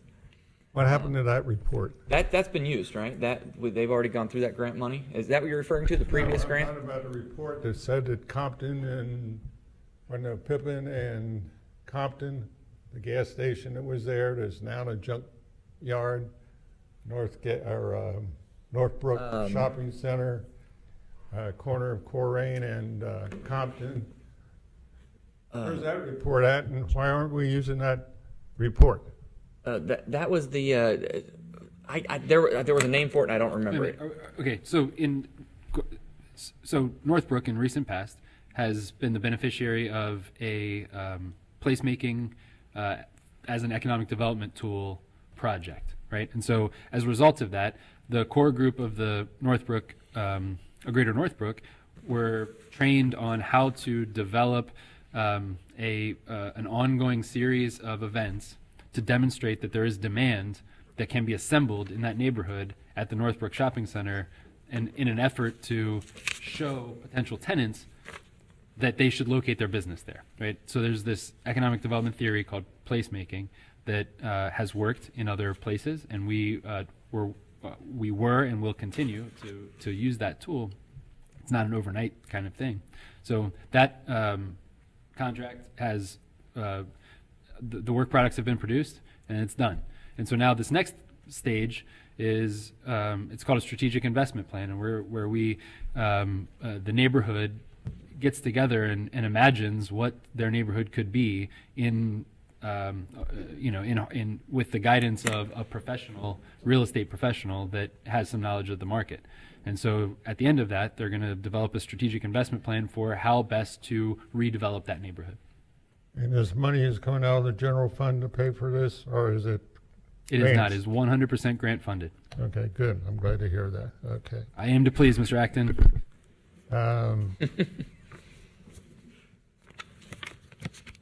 Next question is off the record, but the Financial Advisory Council, have you gentlemen selected your people to be on that? I've talked to a person that I'm interested in for my appointment. I'm still working with that person. Jeff had some comments on where we're at with that process. Sure. And at the second Tuesday in August at the regular trustee meeting, I'll be presenting the board with proposed bylaws for that organization, and so hopefully we'll be able to get that going in August. Okay. Okay, Raj, have you got any guys in line or girls? Jeff? Greg again, but Greg. that's okay. You can call me whatever you want to call me, Jim. You know I love you. I won't call you what I called you after the last meeting.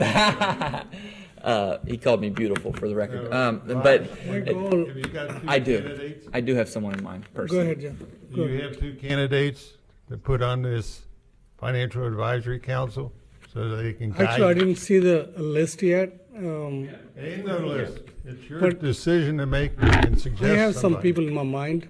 I will share when the time comes.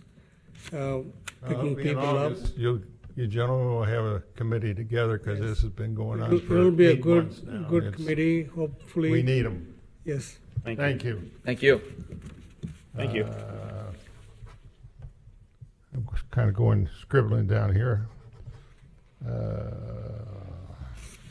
My last comment is Mr. Mills was good enough to send me some recommendations or maps about Joseph Drive. My understanding is we got $290,000 in the Sidewalk Fund. I've been questioned by some of the residents that live there that I happen to meet over at Lake Nina, and they knew that I came to all these committees and they wanted to know where it's at. And since Mr. Insco is part of the board, I guess. I'm not on the board, but I do live back there. You live back there, maybe you can bring the audience up to date. And Sure. I can do that now or in my trustee report, whatever you prefer. Well, I'd like to hear the reply now, since we're off the agenda. Yeah, so so backing it up a bit, we had a former trustee Fiddledy had the foresight to start a sidewalk fund a long time ago, and that fund finally reached an acceptable number that we could actually do something with it. We certainly don't have enough to do, miles or anything like that, but we had enough to do, or we thought we had enough to do a section on Joseph Road. Joseph Road is right across from Corian High School. It splits Carousel Park, Kissel Park condominiums, basically right in half. And it's a very dangerous road. It's windy, and it's not well lit at night, or particularly in the morning when it's dark, when the kids are walking to school. And it's just dangerous. It's just dangerous through there. And knock on wood, it's a miracle that we had, to my knowledge, have not had any incidents with kids, because the kids There has been 2. That's 2 more than I wish we had. It's 2 more than we should have had. True. And the reality is the kids, and I don't blame them one bit, they walk in the road because, the grass, if it's wet or, if it's snowing out, who wants to walk in that? It's just easier sometimes to walk in a street that's, plowed than it is on grass. And there was certainly a huge need for sidewalks there, and I don't think that's disputable in the slightest. We had some surveys done to see what was more feasible, doing it on the north side of the street or on the south side of the street because of the topography, because of fire hydrants, because of the bus stop. There's a lot of factors to take into consideration there. Hamilton County Parks, for example, they've got like a half wall that comes out, and it's it's just not enough clearance because you need, I believe it was 7 feet clear. I didn't bore you, did I? No, I just. So anyway. Long story short, Jeff, I should say, approached the association and said, this is what we're willing to do, etc. And to my knowledge, 2 of the 3 board members, I'm not one of them, in the complex are completely on board. This is the greatest thing ever. They love it. Makes so much sense. 1 board member, however, needs some convincing, and they want to get everybody on board. When we vote, I mean, the reality is every time we vote, we have a 50% chance of disagreeing with one another, just like they do. And that's tough. In a perfect world, we'd love to agree with each other all the time. But the reality is some of our best ideas come from disagreeing.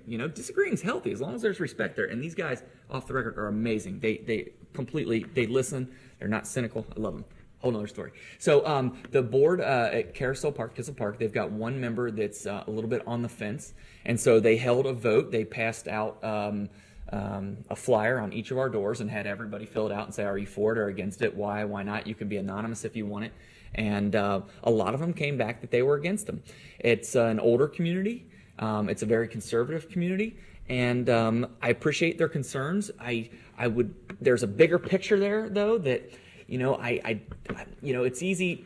I remember, growing up in my neighborhood, the older community, all they cared about was their lawn. If the lawn looked good, the house was good, everything was happy, it was a happy home, right? And I think that's true, to that generation. And so I had a hard time kind of buying into that concept and going, why do they think this way? Why is that? And they don't want to maintain it. That's one of their issues. They don't want to maintain it. They think it could add a liability. Okay, fair. I can tell you this, though. I would much rather have sidewalks than a white cross. End of story. One of the main issues there was landscaping. They did not want their trees cut down because they wanted that privacy. So Jeff had come up with a solution. We'll replace the trees. We'll get you some additional. Now, one thing that we were going to do for the association that they would have had to do anyway was cut down a couple. There's a handful of trees that I think are dead that needed to come down, and we were going to pay for that. So that's a huge bonus to them. So I think what they're waiting on now is, and I told them this, I said sometimes, being on a board, I know what it's like. No matter how good your intentions are or how much you care or how hard you work, you cannot make everyone happy. It's physically impossible. It'll never happen.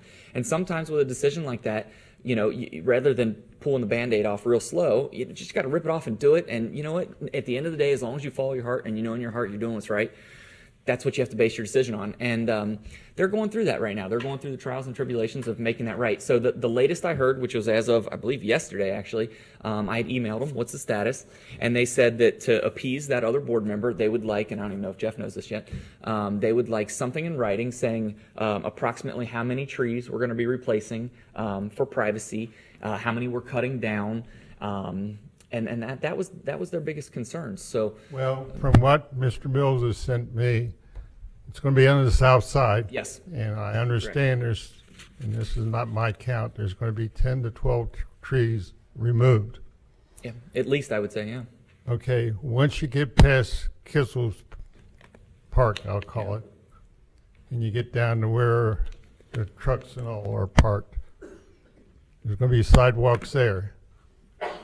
From there, all the way to Colerain Avenue, they're going to walk on private property. Yeah. You get down to Joseph, where they got the bank, where the entrance to the garage comes.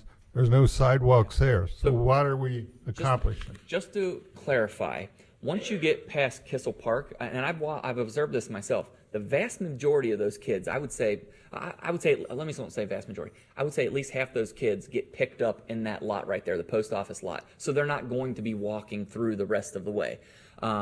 So that would address that. In a perfect world, I would love to get them on board too. And in an even more perfect world, I would love to have enough money in that fund that we could go to those private business owners and say, hey, we've got enough money, we can do it in front of your property as well. But a lot of those kids get dropped off right there. So nothing's foolproof in life, and accidents, unfortunately, this is the world we live in. Accidents happen, but it's for sure a step in the right direction.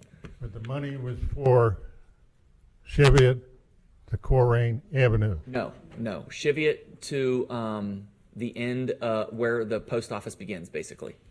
And the kids walk through those two parking lots.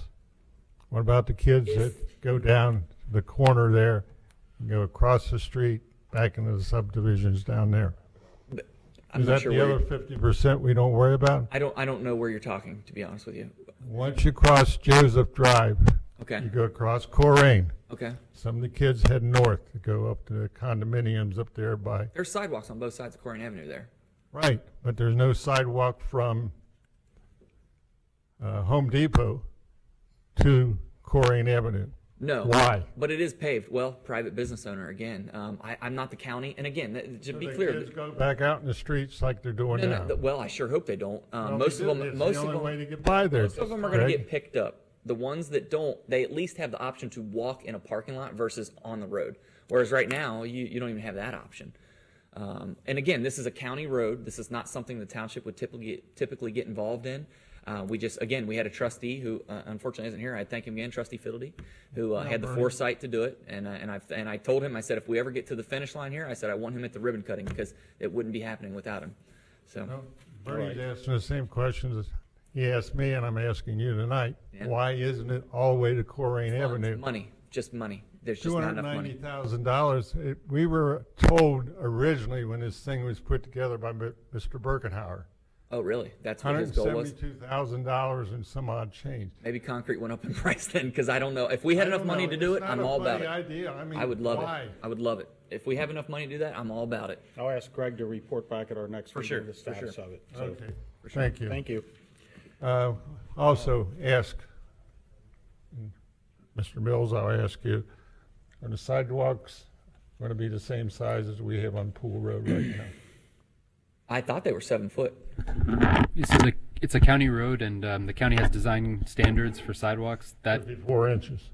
That is 7 feet, curb to back of sidewalk. So they can walk side by side. Shoulder to Seven shoulder. feet wide. The ones we have on Pool Road, you can't do that right now, and that's why I ask. Okay. Okay. Thank you, gentlemen. Thank you, Jim. Thanks, Jim. Mark Hopkinson is the last speaker.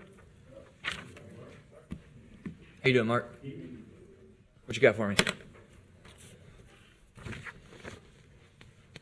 Thank you.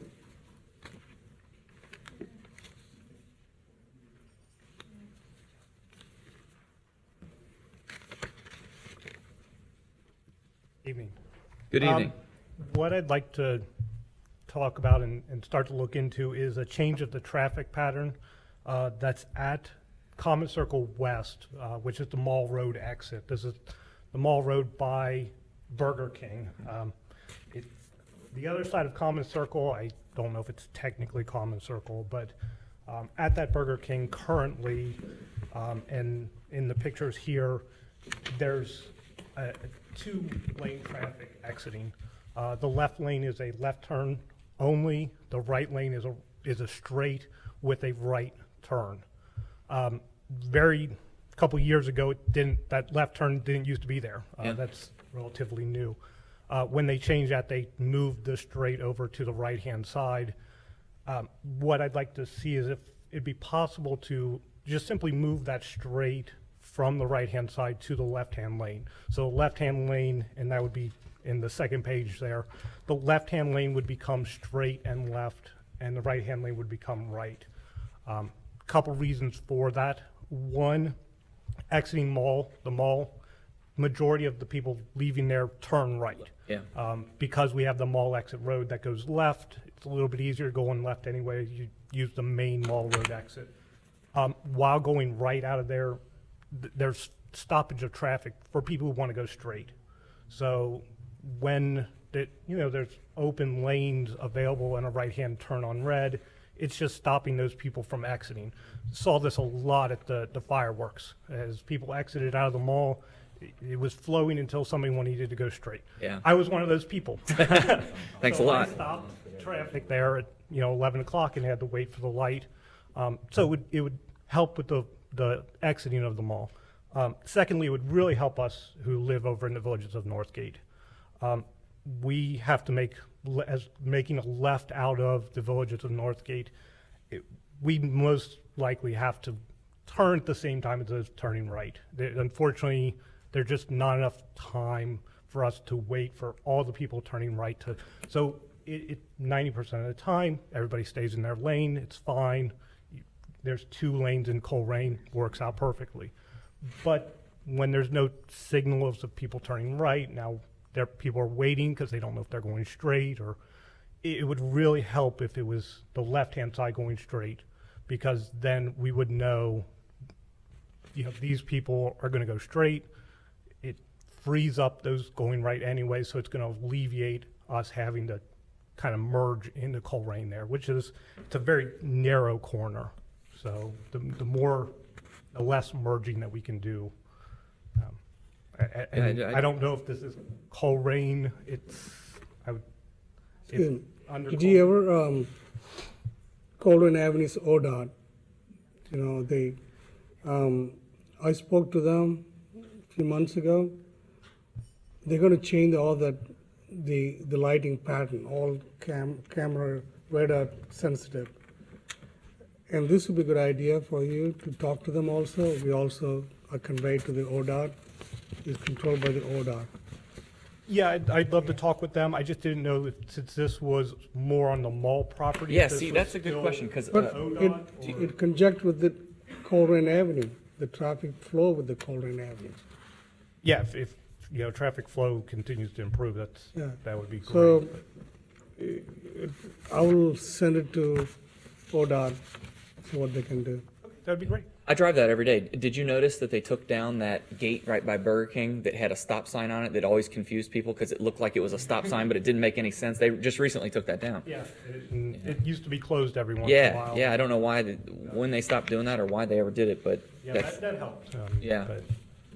Well, thank you for approaching the board with this, and I'm glad we got to communicate a little bit yesterday, and I did talk to Mark yesterday, so you guys know, and we'll look into it, and I'll go drive it myself. Thank you for your time. Thank you so much. And that's all the requests to speak that I have, so that would take us to the next item, which is administrative reports. Mr. Mills? Very good. We'll begin the evening with Safety Services, Chief Cook. Good evening, Board. The only item I have administratively to report is the emergency incident activity for the month of June. During the month, there were 656 emergency medical responses made by our units, 155 fire incidents, and then 36 responses into the Springfield Township contract area. During the month, there were 2 building fires of significance, one on Monday, June 7th in the 3000 block of Preserve Lane, the second one on Monday, June 14th in the 11,300 block of Gravenhurst Drive. During the month, there was a reported estimated fire loss of $50,000 and $600 during the month. Thank you. Thank you. Good evening. For the police activities for the month of June, we had 3,843 calls for service. Of those, 179 were vehicle crashes, 21 of those were with injuries, 37 were hit skips, 293 investigative traffic stops with 212 citations written, 5 OVI arrests, 189 alarm calls, 61.7% of all calls were responded to within 5 minutes, which is staying pretty steady, which is good. 227 arrests, 61 new cases were assigned to our investigative unit, which is about double what they had the month before, so they're picking up a lot of cases, and there were 16 detective call-outs. Just last month, I read a letter from Judge Steve Martin of the Hamilton County Common Pleas Court about the work some of our officers did in his court, and you asked me how often I got those letters, and I think I answered very few or even once. Yeah. I got another one the week after. Wow. From When it rains, it pours, man. What can I say? recognizing, Officer Bobby Taylor and Patrick Anakeen for their work on an aggravated possession of drugs case in part of the letter states that your work and professionalism left the defendant with no other choice than to plead guilty, and the citizens of Corian Township are safer because of their expertise and dedication. The importance of our reputation in the courthouse, and especially among the judges, is extremely important, as you might imagine. And all that's earned by the men and women that go down every day and testify and do their investigations and present the cases to the court. It has nothing to do with the leadership. It's the officers that go down every day and do that work. So I'm very proud when I get those remarks from the judges. This coming Sunday, there could be a change to our beat structure.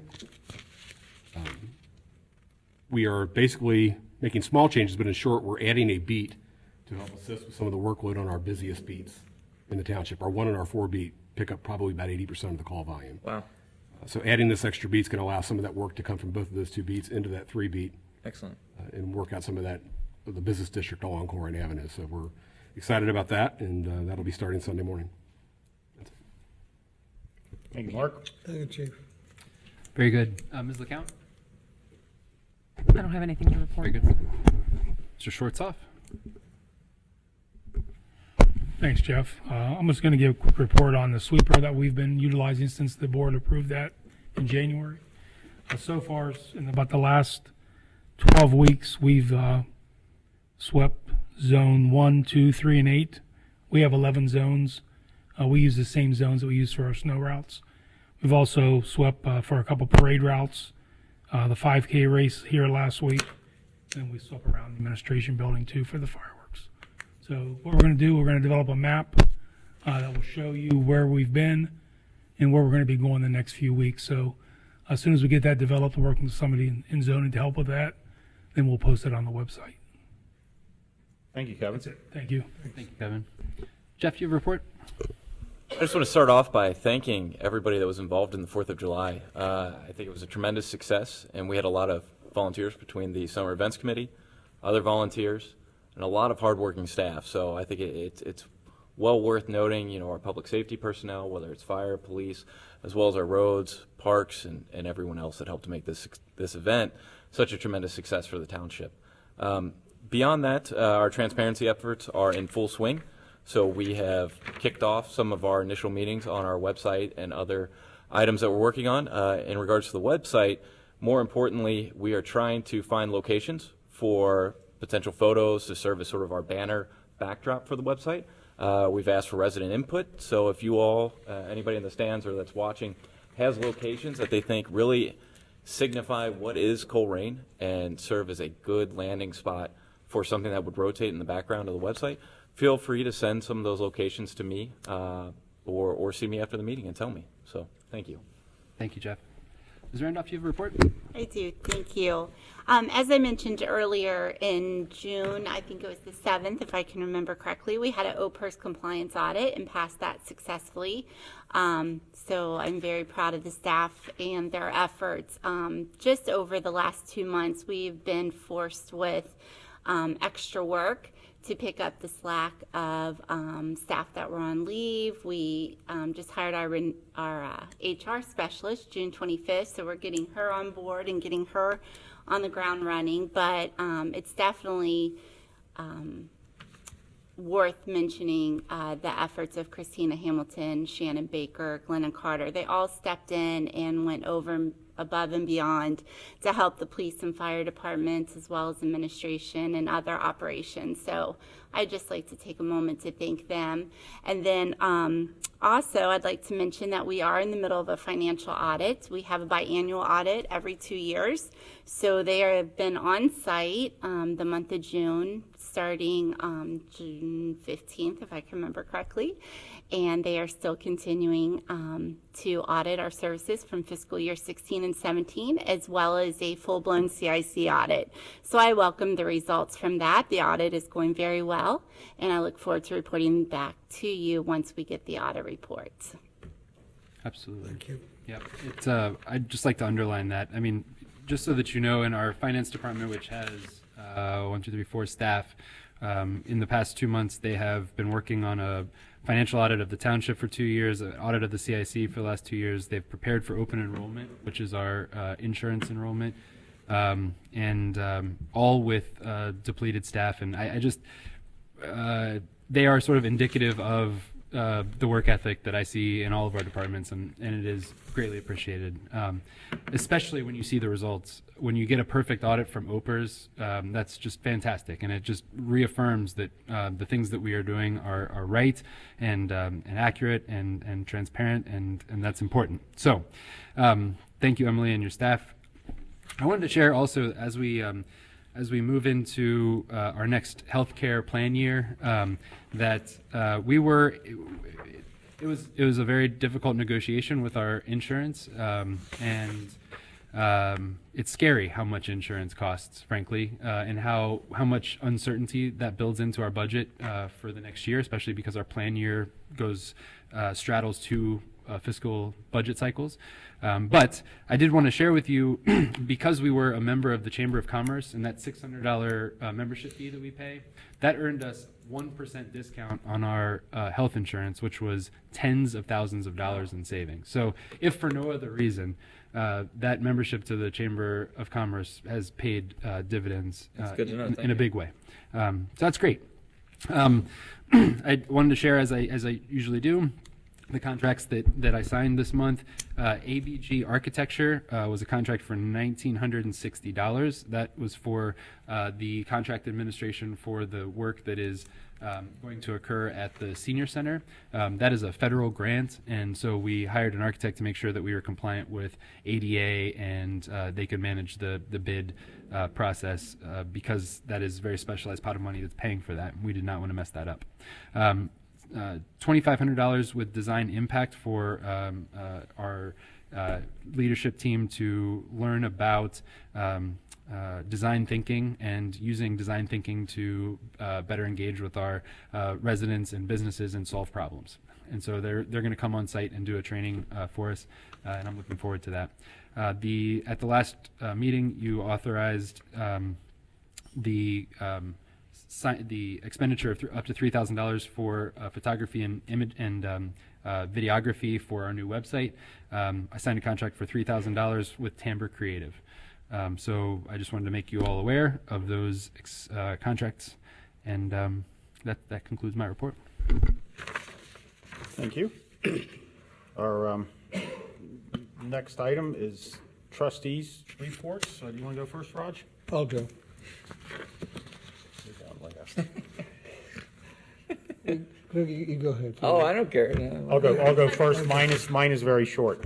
As I mentioned when Mr. McVeigh brought it up before, the zoning questions surrounding the Fireside Hotel and if Duke is subject to zoning requirements, I discovered that Duke, or various entities related to Duke, it seems that they have about 521 parcels in Hamilton County, and I'm sure those are scattered out among a lot of different communities, and a lot of them are probably in violation of zoning just by the fact of being there. I pointed out the one over at Cheviot, and it's on Galbraith Road, just west of Cheviot Road. There's a transformer there, and it's surrounded by it's got a driveway, and it's surrounded by a big fence, and that's probably not zoning compliant for that neighborhood. It's just a utility that's there. Duke, as far as Duke buying properties, they might have bought something today. They don't always report to whatever local jurisdiction they're in when they're buying a piece of property. I know when I was on the school board, we executed a contract to give them an easement through the Hamilton Avenue side of where Pleasant Run School is, and so Duke has an active real estate department. I did do that little bit of research. I did receive a very nice email, and I would encourage anyone here to go visit this fella from there's a little bicycle store across the street from the old Twin store. It's different name now, yeah. And there's a little bicycle store over there, and the owner of that store had contacted me and just expressed, wow, thanks for doing something on this part of Colerain Avenue. I did go down, and I was there for over an hour Saturday. I wanted to see what he did. He repairs bikes. He sells some pretty high-end racing bikes. He's got a little warehouse in the back where he keeps inventory.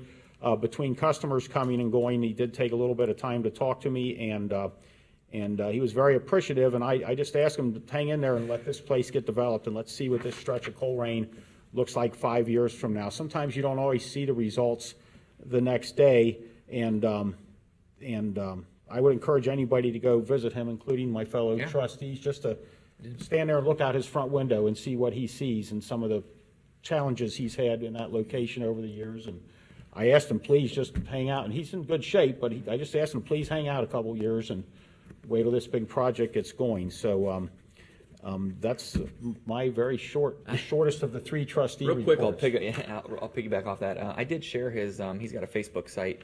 You can get online, you can check it out. I did share it for him because I really appreciate his feedback. I guess for the record, I got 0 negative feedback on the removal of the fireside, all positive, especially the business owners, much like he was one of them as well. With that said, Raj, you want to go last? Or you want me to go? Yeah, I'll go. Don't matter. Thank you. While.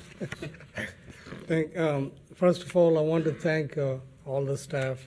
They do a remarkable job setting up the fireworks celebration. It's hard work and excellent coordination and lots of dedication. And I was there and walking, see all the families come, family, children. It's amazing to see this, what a bringing together our community and celebrate this big event. I thank you for this. And last meeting, I'm sorry I missed the meeting. This good friend of mine died with a funeral. Loss, It was a pretty big loss for me. I missed the meeting. Seems a very crucial meeting. Then I saw the video and the meeting. There was people, there's some sad, people are crying. Pretty much of that motel.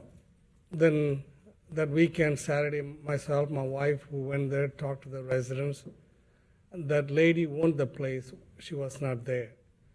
But I talked to the people. It is very sad. Some of the kids live there. What type of circumstance the lady have to provide the people, it's unknown. But then again, I decide we cannot abandon that people, wherever they live. Then we come up, myself and Jeff, we talked about that. We come up with the solutions. We're going to have not only that particular people, there's a lot of people like this in our community. We need to help them. So we're going to have like a social service day gathered up, and people don't have the residence in a place to live. We're going to find the foundations and agencies, how we can connect with them. Same thing I did with connect with the organizations. The people don't have air conditioning in their house. It's hot, 100 degrees. Then they try to get air conditioning to provide them. I think we can make it. Like Dane just mentioned about a few minutes ago, Corian Township, we have vision 5 years from now. What are we going to do? Where Corian Township going to go? What the residents, the crime, these ladies were here, they're petrified to walk. This is not the first time we have the residents come and address this. And this is a serious matter. That's the reason that I worked with Chief and Jeff to pull that not get beat cop to provide more safety, provide more safety in the street. But this is a very critical thing. We can build anything here, we can build a palace, but we got a fundamental safety. If we cannot provide, we failed. This is not the first time I hear this, the visible of the police there. But I always admire every meeting. We are the best police department in the state and the country. But yet, the police visibility is not there that much we expect, the residents expect. I just want to report it, and we will thrive hard, work with the police department, that we have more safety, we provide more safety to the people. And we'll work on that. Secondly, I always say that beautification of Corian Township, always bring it up. I met with Kevin, we come up with a great idea. Audit going to help us and sweep the whole Corian Avenue cleanup. And Kevin's going to set up I think he set up a date, September 1st, cooperate with other organizations to clean up. September 1st is the day of Colerain Avenue cleanup. And further, we'll work with Jeff and Kevin how to implement this, the program. Then, short of finishing up soon, like we need to build up a Colerain Township. I'm also talking to the Children's Hospital, try to bring a Children's Hospital to Colerain Township. Love that. Probably Christ Hospital. And that probably, when I talked to them initially, they think that's a great idea. Hopefully it'll happen. Also, I'm working with this one lady. She built a lot of farmers market. Tried to bring a farmers market to Northbrook. I mentioned many times in the meetings. And finally, the lady had a plan. She emailed me. They'll add up Northbrook community a different lift, and you know, attract our township people to go to visit Northbrook and bring more vitality, you know. So these are the things that I'm thriving for it. And there's two ladies sitting there. We promise we'll provide a safety for you. Thank you. Thanks, Raj. All right, he'll be there helping you, right, Raj? You gonna put your badge on and patrol the streets? You're the best, Raj. Thank you for that. I appreciate it. All right. So first of all, I hope everyone had a happy 4th of July. And you know what's interesting about this is I had a ton of people come up to me and tell me that they were happy there was no alcohol at the 4th of July. Now, I'm sure that could have brought in additional revenue, but it truly was a family event. It was amazing. I don't, Chief, correct me if I'm wrong, we didn't have any incidents, right? Nothing? Which is as good as it gets when it comes to having, 10,000 people in one place at one time? That's pretty good, you know, average right there. So anyway, the volunteers obviously were amazing. Some of them are here now. Thank you. I see you, Connie. Thank you, Beckmans. You guys are awesome. The amount of volunteer hours that these guys and gals put in it's incomprehensible. So if you ever see somebody, you know, volunteering, thank them for going the extra mile. And then also the summer events committee, because I know they did a great job. I mean, they worked really hard on those events. So thank you again for all that. The 5K was awesome. I've either ran it or worked it like the last 18 or 19 years, something like that, and I love it. I absolutely love it. I remember I was jogging with Bob Engel. Bob is a school board member, and I remember here a neighbor right here. We're getting quarter mile from the finish line, yelling for him. And I thought, oh my God, he's close to me, so I better speed it up because I don't think Bob owns a car. He just jogs everywhere. The guy's an amazing runner. He's done marathons all over.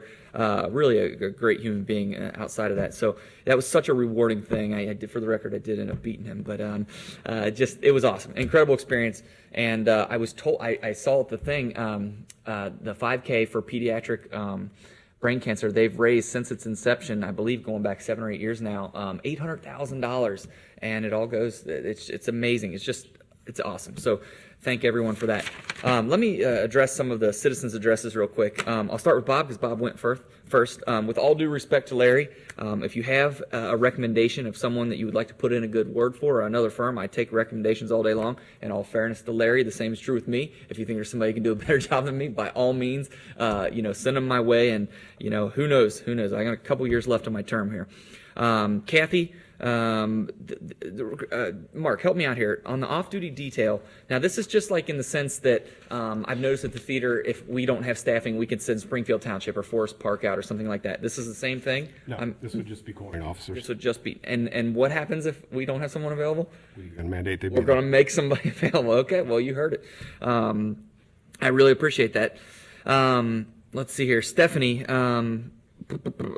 Heather, let me back to you, not to put you on the spot here, but do you have a rebuttal to those redactions that she had presented on the P card to cross-reference those? Because I kind of see how that could be difficult to match those up. Or Emily, forgive me. Actually, Mrs. Randolph, why don't you respond so I can take it's. Absolutely. Do two tough things at to once. Yeah. talk and write at the. That's fine. Absolutely. So the administrative assistants keep all the P cards in their possession. So when a staff member has the authority from the chiefs or a department head, they come and sign out the P card. When the purchase is made, they bring the P card back to them along with the receipt. It is then crossed out because that is no longer a follow-up issue. So that was just to track the card. We were given the directive a couple years back to close all the cards and only leave so many open. Therefore, you can see from the June statement, my purchasing card could be used for parks, roads, zoning, fire, it doesn't matter. That allows the administrative assistants to track what that expense is for, what the PO and blanket is to. They write it on the receipt and it's done. So it has really no administrative value once that card and receipt is returned. And normally it's returned within the hour that the staff come and pick the cards up. Okay. So then the receipts are stamped for approval. The department heads or chiefs will sign off on that approval, and it comes to the finance department. Christina then reconciles the statement, which is usually about 45 days out from when the transaction happened, just the way that PNC works, and Fifth Third was the same way then as well. And then it is processed for payment, entered into our general ledger system, if you will. And I went through the June statement, and there is no name missing from the sheet, Stephanie, so if you wouldn't mind sharing that with me, and the receipt that you said was missing from January as well, and I can look into that. The P card statements do break off, so it would say like Nancy Spears on the bottom of one page, continued on next page. So I don't know if something in the scan that was sent to you might have not fed through correctly. I honestly have no idea, but if you could hand that to me, then I'd be happy to look into that.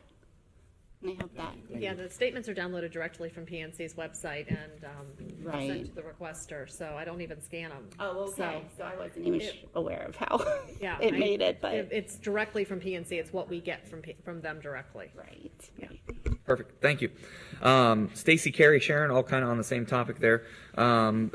Again, you know, I love that you have cameras, especially as inexpensive as they are nowadays. I really appreciate that. Again, strength in numbers. Network with your neighbors. And again, if you know where that kid's hiding that gun, please call us immediately. And it sounds to me like Roger's going to be doing a private patrol now, so you're good to go over there. Carrie, you had asked about commingling of funds. Chief, again, not to put you on the spot, do you see any issues there with her concern on that? I didn't understand what you meant by that. I was kind of, Carrie, can you briefly elaborate on that? But you might have to come on the mic for us to hear you. I'm sorry. What if I make a suggestion? Oh, actually, I know what he's going to say when it comes back to the citizens' address at the very end. Or why don't you give us time to go back and look at the contract in light of the things that you guys were talking about, just to make 100% certain that we are on solid ground? Fair enough. Okay. I appreciate that. So my recommendation maybe is to table it until, you know, I understand that we're trying to keep the nuisance abatement meetings precious for just the nuisance abatements. But maybe in 2 weeks we can have that item on the special agenda if you'd like. Okay. Fair enough with me. Moving along here. So let's see. Lori and Laura and the Beckmans, again, thank you. You know, for all the volunteer hours you put in, and whoever else I'm missing back there. Yeah. Connie, of course. Yeah. Who else am I missing back there? Yeah, Chris, he does some stuff every once in a while. But anyway, thank you. What I'm particularly excited about is this Beautification Initiative. I know that's something that we've been talking about and we've been excited about, and I know Jim Acton wants to know when those letters get painted on the bridge. And at this point, you know, I want to do it right. There's no sense in rushing anything. It's taking this long. Same with the banners back there, Chris. And I'm hoping I'll get some support from these two. I think I will, because I know they're very passionate about cleaning up Corian Avenue, and we're going to make it happen. 2019 is our year. I sent a laundry list of stuff to Jeff and Jeff. We're going to have to come up with a nickname for them so we know which Jeff we're talking about. So if anybody has any suggestions for nicknames, oh gosh, I don't want your nicknames. but in all seriousness, these guys they're the reason why Corian Avenue is going to get into the 21st century, and you can mark my words on that. Rich, I believe, is still here. Rich, Larry, do you have any concerns with Duke being a public utility in the sense that Rumpke was? Again, sorry for putting you on the spot. Rumpke's not a public utility. They lost that case. They lost the case to be a public utility. Forgive me. In terms of the zoning, I think that's a somewhat complex issue, but I think and I think it's something that we're going to have to research, but they're putting a commercial office building in. This is not exactly the same as those plants that I think he was referring to, where they're actually, producing energy of some sort. Perfect. Keith Miller looks like he has left, but he had mentioned that I guess his dad was worked for the sheriff or something along those lines, but he said that they had switched uniforms per detail. Do we ever switch uniforms per detail, or do you see a need for anything like that? They're under our control and authority at all times when they're working. Okay. I thought it was an interesting concept.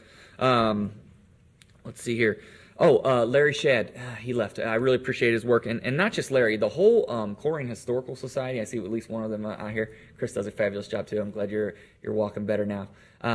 But they do a phenomenal job. I'm excited to see this pole. If you guys get a chance, find those pictures, or hopefully they'll post them again. When the river crested down at Heritage Park, it is phenomenal. I mean, seeing there was a picture of a guy sitting on the bench and the water's up to his knees, and I mean they're nowhere near the river. That was just an awesome picture to see. So hopefully you can see that again. Sherry and Angie, looks like they left too. I want to thank them for the presentation. The first 5 years of childhood is the most dangerous for lead too. That's how I knew some of those statistics. I'm going to try to help them get some space at the mall. If not, maybe we can work something out. We've got some space I think we can help them with. So I'll definitely get working on that. Mike Parsons unfortunately left, but it takes a lot for me to disparage a local business. It really does. I am an eternal optimist. Again, it takes a lot to disparage local business. I did thank her for helping though, because a lot of times you don't always get to hear that side of things. So I do appreciate that. Mark did provide me with a ton of stats on the fire side. One of the glaring ones was the 14 overdoses. I can guarantee you when Duke goes in there's not going to be 14 overdoses anymore. But the biggest thing there that is not listed in those stats is the perception. And I've always said for the longest of time, perception is one of Corian's biggest problems, simply put, because it's so big. The overwhelming vast majority of people who live here are great, hardworking people, and I'll swear by that. So again, perception issues is the main thing and one of the main things we're gaining from that, aside from less police runs. Now, as far as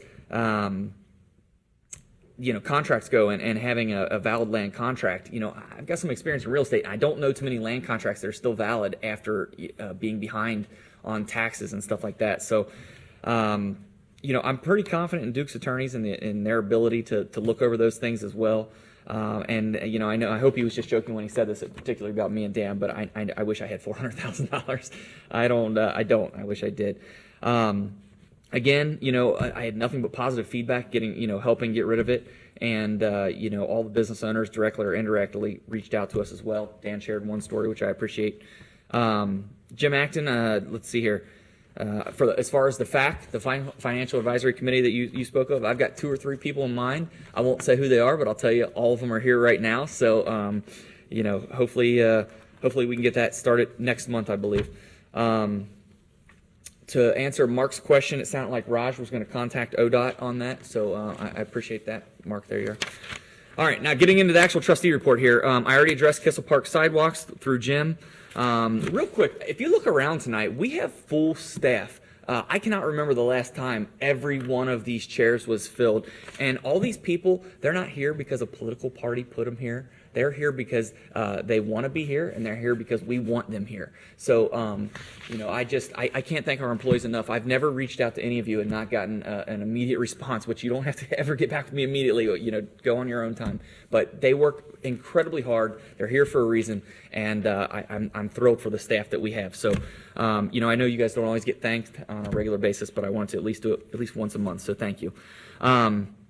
January is the goal for the opening of the new Kroger, so you'll be able to start using your fuel points in no time. Obviously, weather permitting, things happen, but fingers are crossed that we'll be doing a ribbon cutting on there sooner than later. If you drive past the old Biggs, it looks amazing. I mean, the old Biggs is phenomenal. That was a property that was blight for a number of years, but they were still paying rent on it. And it's tough as a landlord to discontinue a lease when you're getting rent on a place, That Biggs property, drive back there. It's rumored to be, and I don't have this confirmed, a new Sprint store where they're building out the outlot right there. Also within there, a medical facility and Aspire Fitness. So the place looks amazing. I'm really excited for it. I want to thank whoever did our agenda and our number. I've been complaining for 2.5 years how I just want numbers, just page numbers is all I ever asked for, and they're on here. So whoever was in charge of that, thank you very much. There was a really a sweet story on Facebook the other day about a Rumpke driver named Harold going the extra mile for a man with Alzheimer's, and everyone should take the time to read that. It's a really good read, and I think honestly, stories like that define our community. You know, going the extra mile. You know, the attention to detail, just caring, and so take the time to read that story. It's a great story.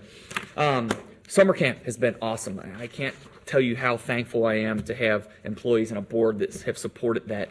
And I will say that one of the crafts last week was they were making butterflies out of coffee filters. And I said to the kid, I said, that coffee filter, the butterfly, kind of looks like a bow tie. They said, oh, I'll make you a bow tie. So, you know, I know why you're craving Starbucks tonight. It's subliminal. This is actually a coffee filter with some piping. So it turned into a bow tie. I'm not going to ask them to make me a shirt or a suit or anything like that, but this works. Let's see. Tomorrow is the Hides Lanes field trip. By the time our next meeting rolls around, our regular meeting, not special meeting, the camp will be in the record books. And again, I cannot thank you guys enough for supporting this, Rajdan specifically, because I needed your vote in order to make this happen. But there's a lot of behind-the-scenes work that go with these guys that really make it happen. So thank you all. It's been supporting, you know, obviously me, but more importantly, our community's kids has been one of the craziest, most unexpected, and humbling journeys I could have ever imagined in my life. So I can't say thank you enough, and I'm going to tell everyone to get out their calendars because I'll just get choked up thinking about it. Friday is the Cincinnati Symphony Orchestra at our Corian Township Park Amphitheater. It's totally free. There's no reason not to come out. I believe, correct me if I'm wrong, Waycross is recording that, right, Jason? Love that thumbs up. Thank you. There is a man that lives back there, just so you guys know. He's Oh, and live. Wow. That's amazing. I didn't realize it. I didn't think that it was live. Perfect. Burwinkle Farms' 100th anniversary celebration will be on July 14th from 5:30 to 10 p.m. With a farm-to-table dinner. It isn't free, but it benefits the Corpus Christi Food Pantry. July 20th is breakfast with the Chiefs at 9 a.m. at Sweetheart Cafe. July 21st is the Pocket Picnic on Capstan. July 21st and July 28th, Chris Green is doing, with the help of obviously a lot of friends, he's doing a couple benefits benefiting the new Veterans Memorial. So if you need a flyer, I'm sure he's probably got extra, or you can have one of my copies, or just get online and we can save you the paper and the rainforest. I was a little discouraged to hear that we're 2 years out on getting a tank. Is that still the case, Chris? 2 years out to get a tank? Maybe. He's going to work some magic, so hopefully we can expedite that, because that's okay. Well, perfect. Thank you. A Greater Northbrooks Kids Day, again, is Sunday, July 29th from 1 to 2:30 at the Northbrook Shopping Center. It's called Watch Me Whip and Watch Me Spray. I didn't come up with that name. We'll all dance and then you get sprayed by the fire trucks. It's a lot of fun. And apparently Raj and Dan are going to come in their swimming trunks, right? I'll chase everybody out. I love you guys. I hope you come. It's a lot of fun. August 2nd will be the first of 3 ribbon cuttings for the new Taylor Elementary School. That's at 6 p.m. Then Pleasant Runs will be August 7th. Then Strubles will be August 14th. Everyone's invited. If any of us are going to attend on the last one, we'll need to change the time of our regular meeting because we've got a time during that exact same time. Anyone out there, did I forget an event that anybody wants to talk about or anything like that? Going once, twice? Sold. Okay, so again, I want to thank the board and everyone working on this Beautification Initiative for 2019. I'm so excited about it. And as always, if anybody wants to talk afterwards, I'll be more than happy to talk. I was a little long-winded, but thank you for your time. Thank you. Thank you, Greg. Our next item, Mr. Mills. Next item on the agenda is a public hearing on our 2019 tax budget, and Finance Director Ms. Emily Randolph will give that presentation. Thank you, Mr. Mills, Mr. Unger, trustees. Tonight I will be presenting before you the 2019 tax budget. For those that may be hearing about this process for the first time, the slide before you will outline the timeline for our budget process. We are asking you tonight, Board of Trustees, to adopt this tax budget for the next fiscal year, which is to be adopted on or before July 15th of each year, and then submitted to the county auditor on or before the 20th of July. As mentioned, the tax budget is a statutory requirement, and your approval does not provide spending authority against this tax budget. Each May, the department heads submit their capital needs as part of the budget process. Together, we earmark both capital and operational items for the fiscal year, aligning the budgets to best operate within our revenue stream. Prior to the finalization of the temporary appropriations, Mr. Mills and myself will invite each of you, Board of Trustees, to join us to review the fiscal year 2019 forecast. In December of this year, I will present to you for approval the temporary appropriations, which allow spending authority effective January 1st, 2019. And then in March of 2019, the permanent appropriations will be presented for adoption. The next few slides will outline the township's 2019 capital needs. You will see the grand total equates to $3,095,913. The township receives no funding for capital project funds. The general fund will absorb the cost of all but $250,000, which will be paid out of the road and bridge fund for paving costs. By purchasing capital items from the general fund for this fiscal year, 2018, as well as the next fiscal year, this allows the spend down of reserve general fund balance while allowing the township to maximize and stretch the police and fire levy dollars. The itemized details show the township's capital expense for information technology as well as retrofitting the township-owned Cobra headlights, which equal 8% of the grand total. The Public Services Department consists of 3 departments: roads, parks, and community center. The total of all 3 divisions represent 59% of the grand total. The majority of this cost is the $1.25 million earmarked for the road resurfacing. The second highest expense is for the replacement of our Mega Land playground at $350,000. Public safety is 33.25% of the grand total. The police capital needs total 9.28%, and the fire capital needs total 23.97% of the total cost. As I've mentioned previously in the past, both Chief Denny and Chief Cook continue to work diligently at managing the costs and prolonging the life cycle of the equipment, which aids in the reduction of these costs, as well as extending the lifespan of equipment. The items on this list will continue to be evaluated this year by the department heads and Mr. Mills and finalized prior to the temporary appropriations. So Colerain Township derives over 50% of its annual revenue from tax levy dollars. In addition to the tax levy dollars, you'll see there on the right, there are additional revenue resources which include grants, fines, franchise fees, forfeitures, fees for service, permits and fees, JED, interest, and tax increment financing revenues. To show you in greater detail how the tax levy dollars are derived, Colerain Township has a total millage of 20.21. A mill is a unit of measure. When talking about taxes, a mill is $1 in taxes for every 1,000 of assessed real estate value. Colerain Township has an inside millage of 1.38 mills. This consists of 0.49 mills for the general fund and 0.89 for the road and bridge fund. The column on the left describes what that millage will generate at a 97% collection rate as opposed to the 100% of the estimated value. These are the only 2 funds in the township that are subject to annual increases and or decreases in property valuations. Inside millage is limited by law to 10 mills for any taxing district. Because there are inside mills, these mills can be collected as a levy without being voted on by the people in the taxing district. The majority of the township's levy revenue is derived from outside millage of 18.83 mills, which is made up from the police and fire and EMS levies. Outside millage is all other millage requested that is over the 10 mil limit of inside. Outside mills must be voted upon and approved by the majority of the voters in the taxing district where the tax will be levied.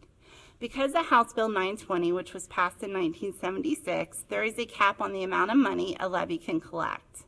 That means a levy can collect no more in the future than it collects during the first year it's enacted. Outside millage is prohibited by state law to increase with annual property valuations for residential property.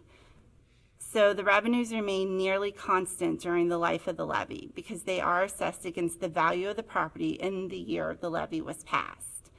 So in other words, a levy passed in year 1 generates nearly the same amount 10 years later because state law prohibits outside millage levies from being subject to new reappraised values of property, which occur every 3 years.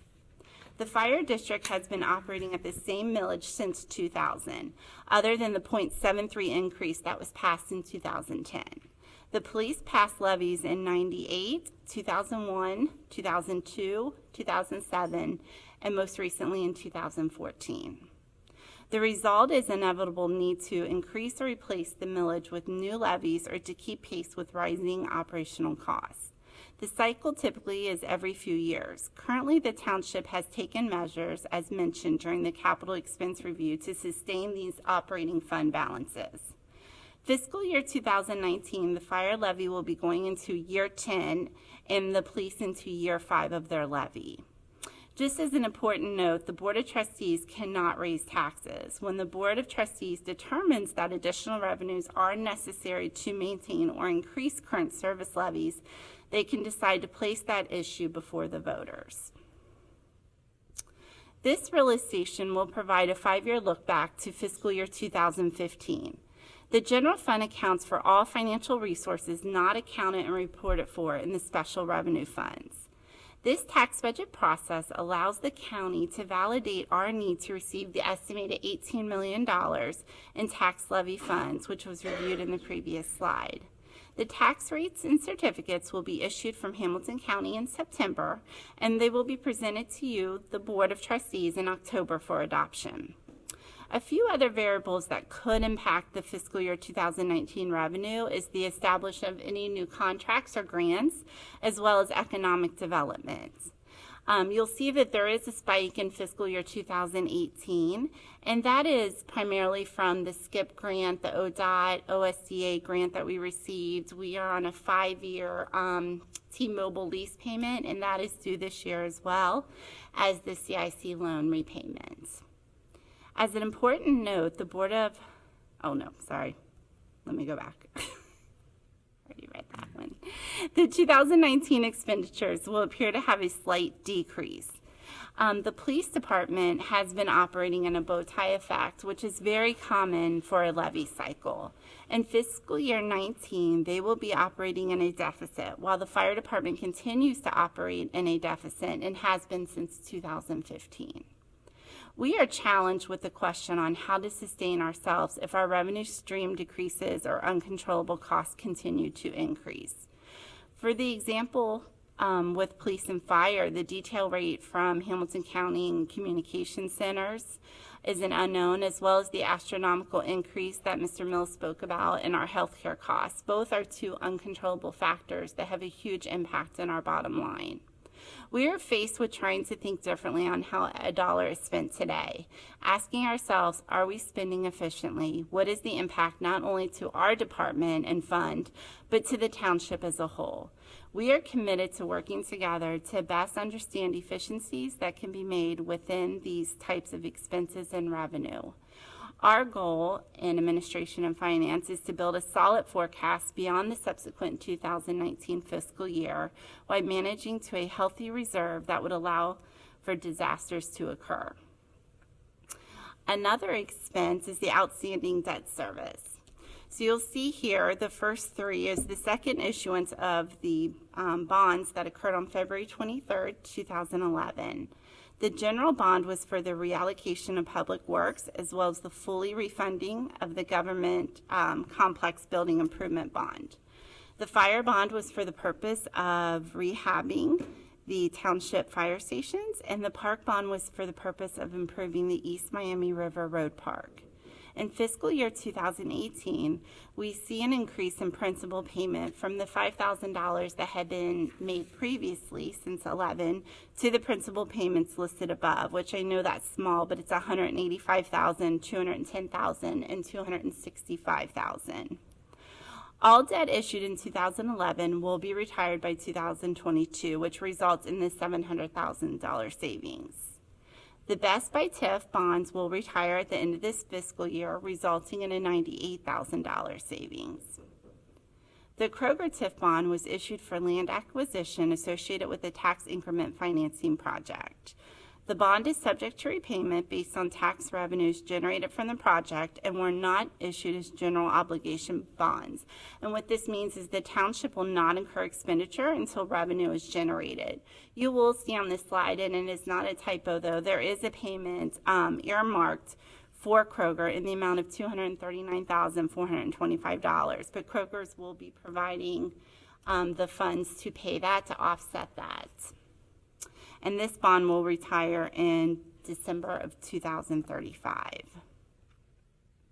The extension of the 1990 Colerain Town Center TIF bond was approved by the Board of Trustees July 31st, 2017.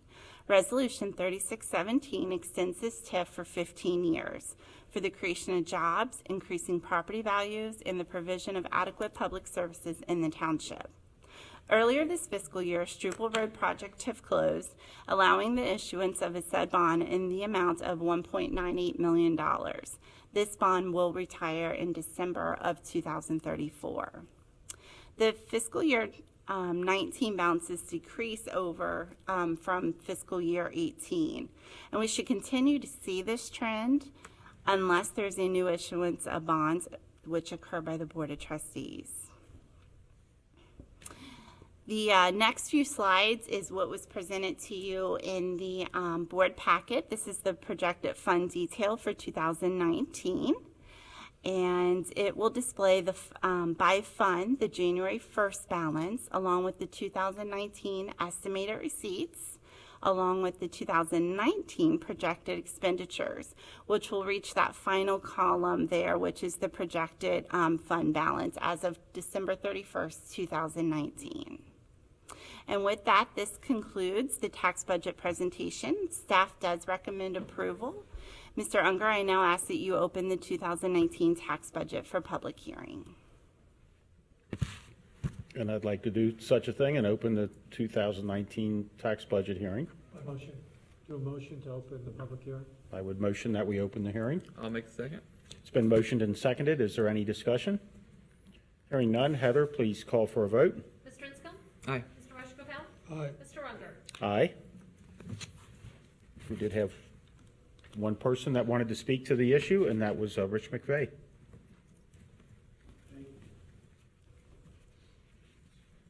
Thank you, Ms. Randolph, for a nice presentation. Thank you, Mr. McVeigh. You did a good job. This is a placeholder.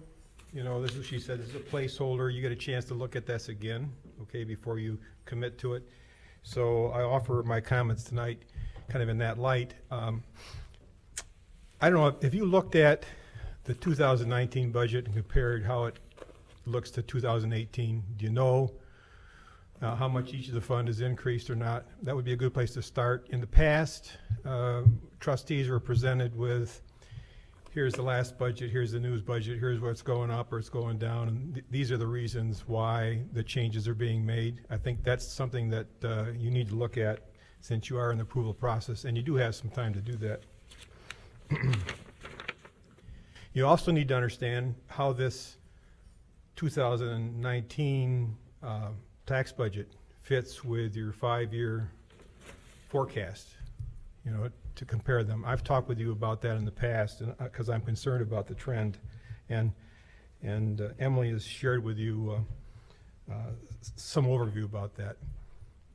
What basically is going on is that most funds are in good shape from my view and looking at this, and I spend a lot of time on it. I know she is. We got money for roads, we got money for parks, we got money for those kind of things. Public safety is what's increasing. For the 5 years, the police budget's growing about 8% annually. Some years, you know, last year it was up maybe 13%. This year it's 6%, but you know, it's about an average of 8%. And the fire department is about 5%. And we're faced with a revenue stream that's flat.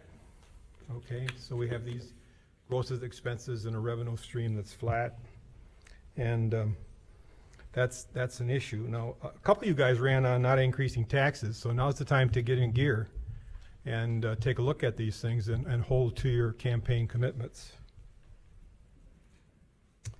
because that's important. I mean, Raj and Dan, you're low tax guys, no tax guys. You're going to have to do something to live up to those commitments. And you know, as I have in the past, I'm going to politely be here at this podium reminding you of that, because it takes your attention to make a difference. Lastly, or next to last, I would ask the township have an economic development plan that gives you some hope and some basis for saying we're going to have incremental tax revenue growth in the future. Let's take an example. The Duke project may give you $100,000 a year if it goes through. Now we're just talking about it into the township's coffer.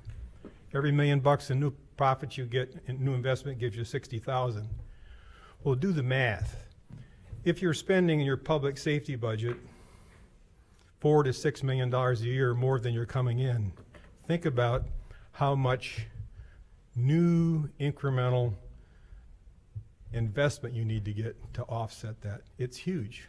But we need, I'm asking you to get an economic development plan in front of you that says over the next 4 years, this is what we can count on around incremental revenue growth because of our economic development activities. Now you can range it, you know, you don't have to be pinned, but you have to have some plan, because if you don't have a plan to do that, then what you have is this increase, and she's talked about the controlling millage. If there's no change in your revenue stream or your spending, and you're going to try to fill this with a tax increase, you could be talking about a 40 to 50% increase in property tax. And that ain't going to float. I can tell you that. So this is a real issue that needs some strategic thought, and I urge you to do that. Now, earlier this year, I shared with the trustees a comparison of Colerain Township and Green Township public safety budgets. These guys are going to squirm a little bit, and I understand that. I expect them to squirm. If you look at the data for 2018, I don't have it for 2019 because the Green Township Board, just like you, last night approved their budget for 2019, so I don't have that data. But if you look at the 2018 data, our police costs per residence are 30% higher in Colerain Township than in Green. The fire costs are about 45% higher. Now, Greentown, I went through this last time. They got the same amount of roads. They got about the same amount of people. They got about the same amount of homes. Their income level is a little higher. They have a little less poverty. But there's a lot of commonality. And what I'm urging you to do, I'm not saying we are exactly like Green Township, but when our public safety expenditures per resident are 30 to 40% higher than theirs, it requires some examination around why. Why is this happening? What can we learn? How can we take those learnings, okay, and bring them to the forefront so we can make decisions that minimize the impact they'll have on these residents? The last thing I would say is, if you look at the census data, and I do, around what people have made in 2009 on a family basis versus what they make today, many people in today's dollars are making less today than they made in 2009 over the last 10 years. You have people everywhere, okay, who are living on less money, tangible money today than they did 10 years ago. These are the people you're taxing, okay? 40% of these people make their total combined incomes are less than 50 grand a year. 2 people working in the house. Think about that. These are the people you tax. So this is a placemaker, okay? Emily's done a good job of sharing you with it. I'm saying that you need to take a hard look at this, especially you guys who ran on low taxes. Thank you. Thanks, Rich. Thank you, Rich. And with no other speakers, a motion to end the public hearing. To close the public hearing. I'll make the motion to close the public hearing. and I'll second it. It's been motioned and seconded. Is there any discussion about closing the public hearing? Not from I.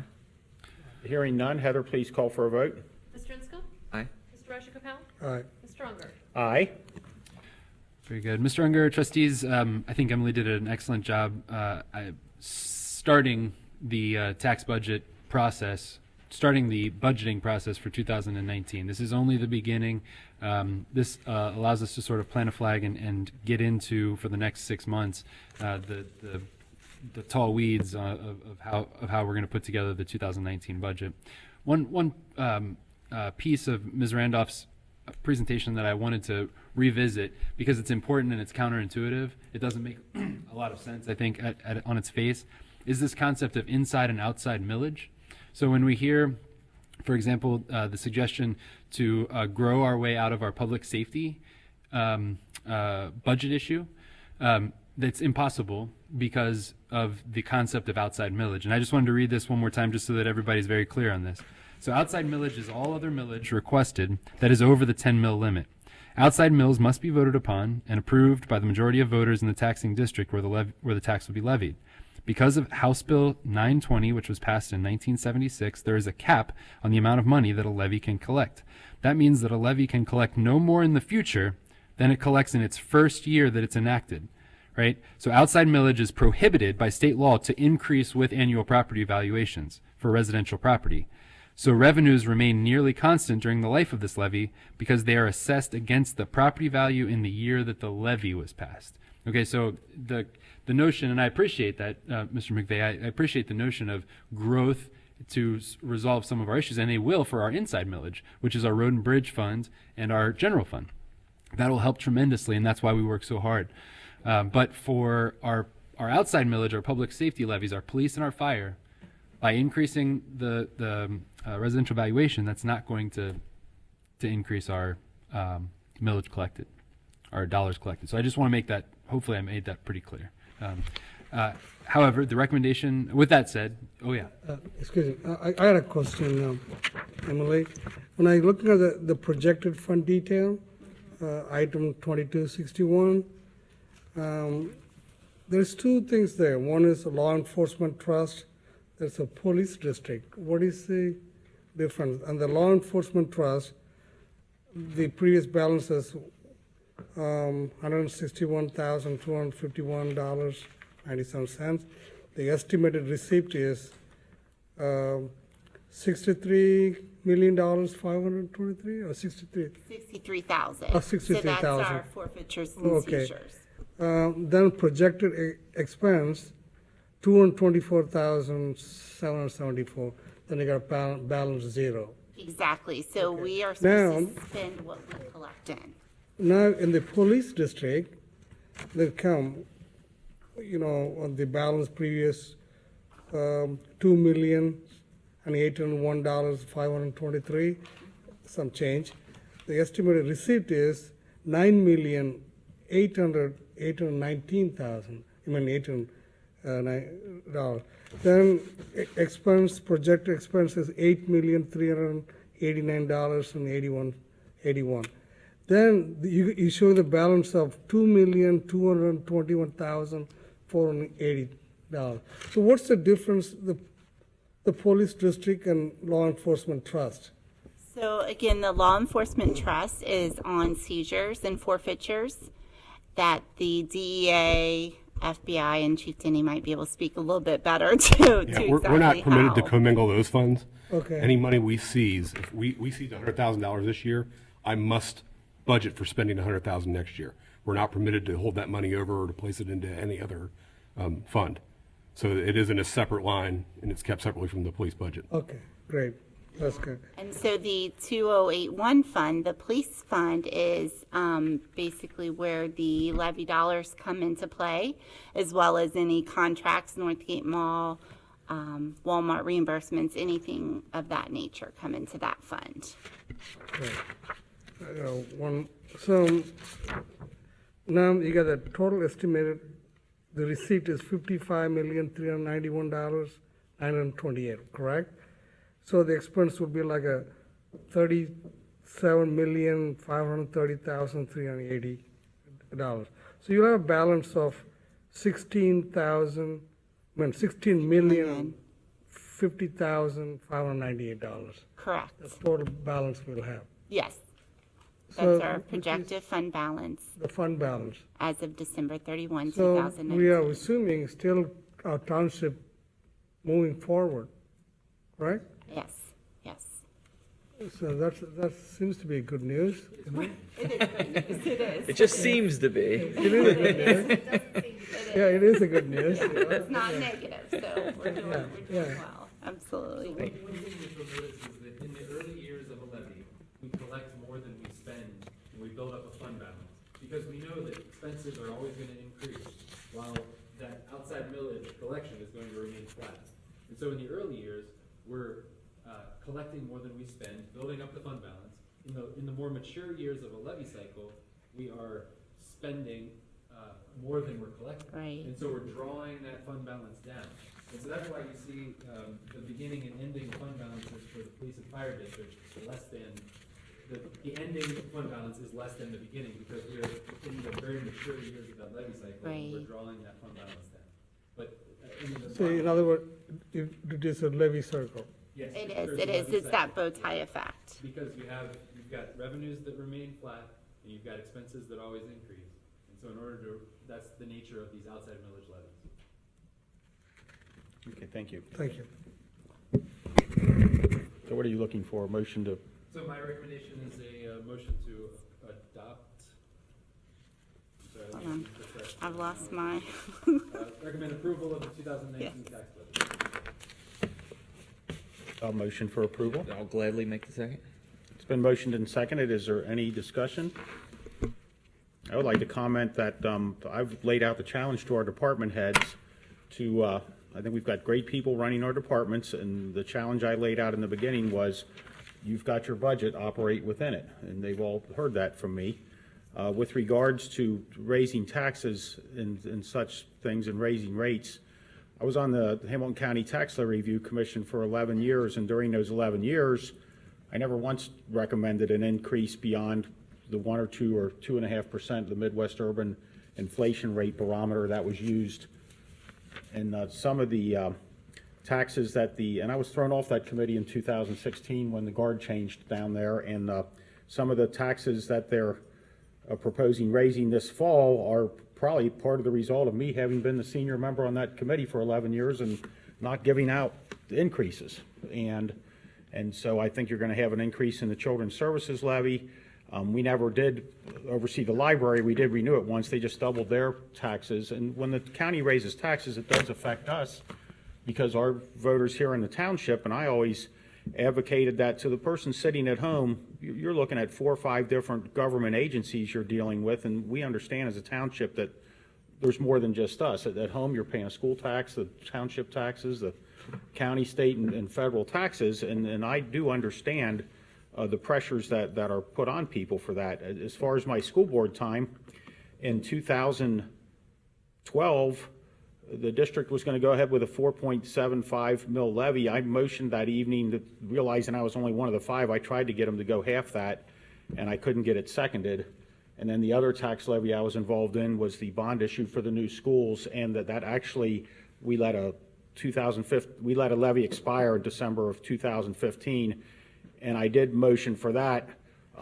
It was the first time in 36 years that your school taxes actually went down. Mine went down at my house about $6, which is not much, but it did go down. So to Mr. McVeigh's comments, I have never once said I wouldn't raise taxes. I've just never done it, and I've got a very long history of not doing it. So and I intend to keep that, and I know you've come up with some innovative ideas, everyone, and you're out looking for grants, and you're doing all these other things, and I know we talked about the amount of tax dollars you're spending versus the grants that you've been able to go out and find, Mark, has been huge. And I applaud you for that, and I applaud all the innovation that the rest of our department heads have when they're out looking for different funding sources. So is there any other discussion?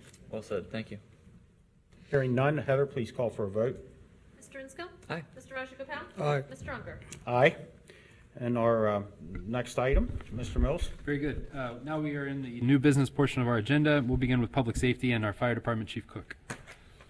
Okay, I have one item this evening to request authorization for a change of pay status for Braden Miller from firefighter emergency medical technician basic level to firefighter paramedic classification at a new pay rate of $15.93 per hour, retroactive back to Friday, June 1st, 2018.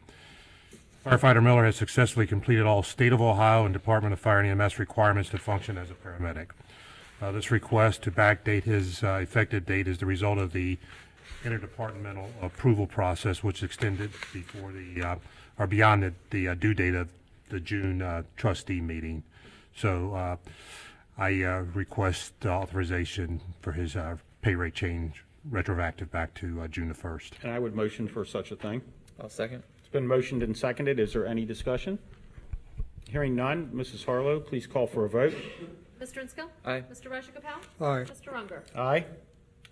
Thank you, Board. Very good. The next items will be handled by Chief Denny. First item is a motion to execute a contract with Stopstick Ltd. for the purchase of pursuit ending devices. These are the stop sticks you see thrown out in front of cars to make them pull over.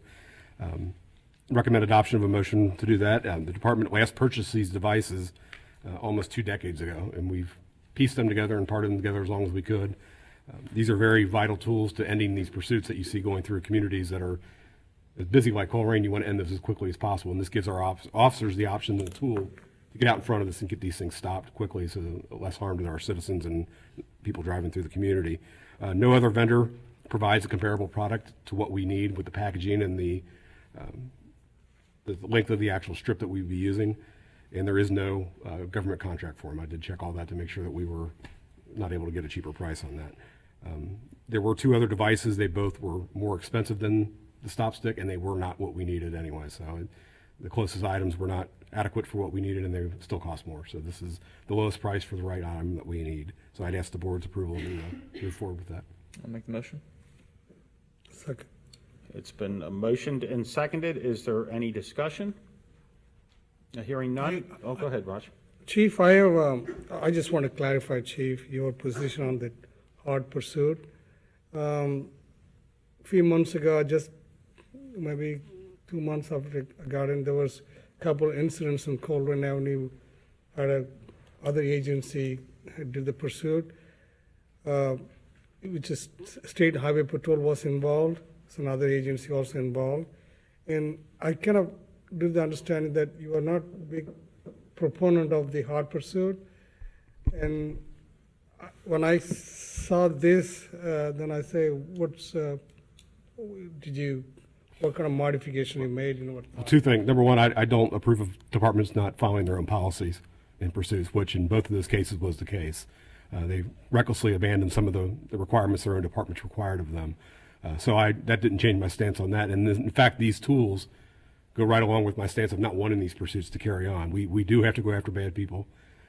I don't think the community wants us to let criminals just run free whenever they decide to. So this is a mechanism that allows us to safely get them stopped quickly to avoid something like you saw that drove all the way down Corian Avenue on 275 into another community and caused a crash into one of our police cars.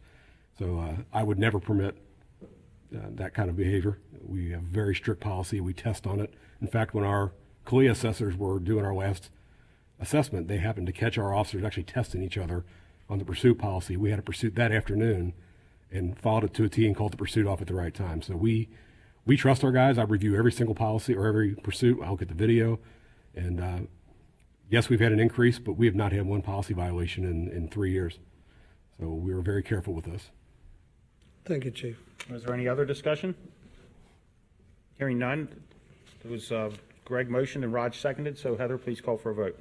Just to be clear, that you are requesting a motion to permit Mr. Mills to sign the purchase agreement with Stopstick Ltd. in the amount of $10,695. That's probably an important part I should have mentioned. Yes, the price. $10,695. Sorry. That's fine. So I'll call the roll. Mr. Inskel? Aye.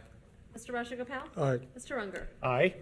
The next item is a motion to execute a contract with T Northgate Mall LLC for police services. In light of the comments that we heard tonight, I'd ask that the board table this item and allow us to go back and make triply sure that everything is tight.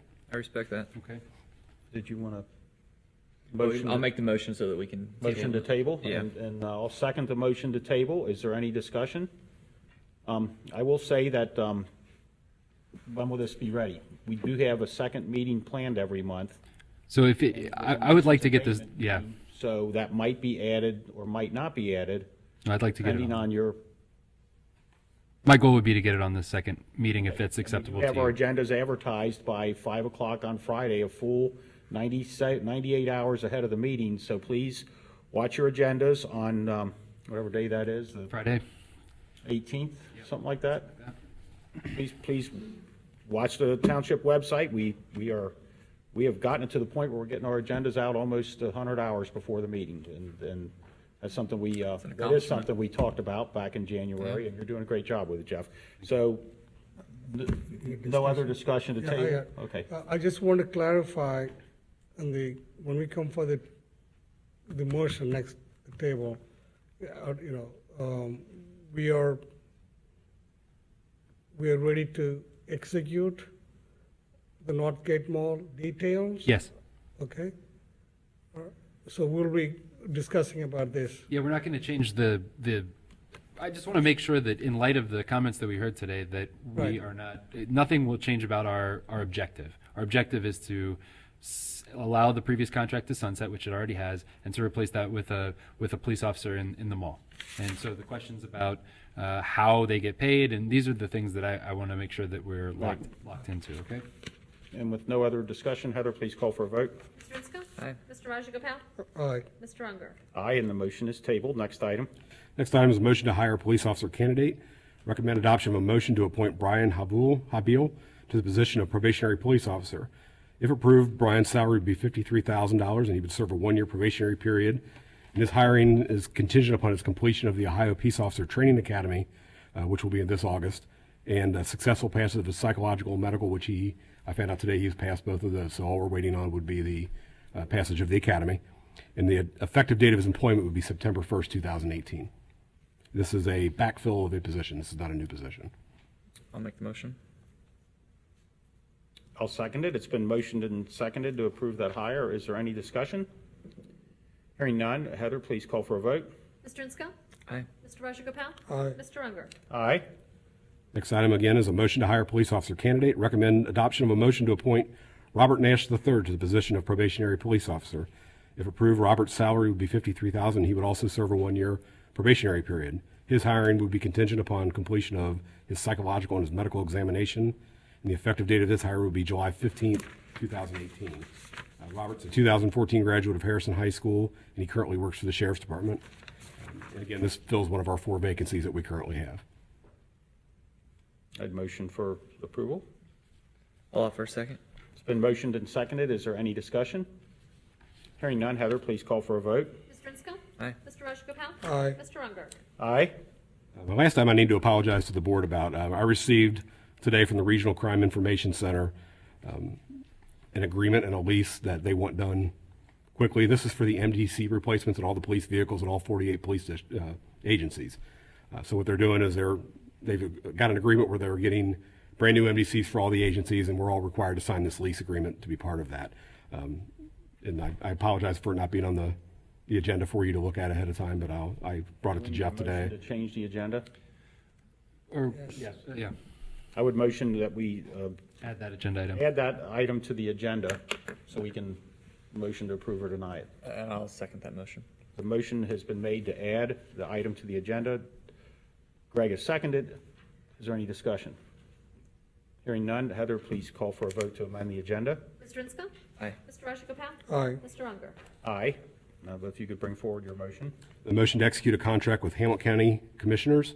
Recommend adoption of a motion to permit Corian Township Administrator Jeff Mills to sign a lease agreement with the Hamilton County Commissioners in the amount of $41,690.50. Again, this is for the MDC lease.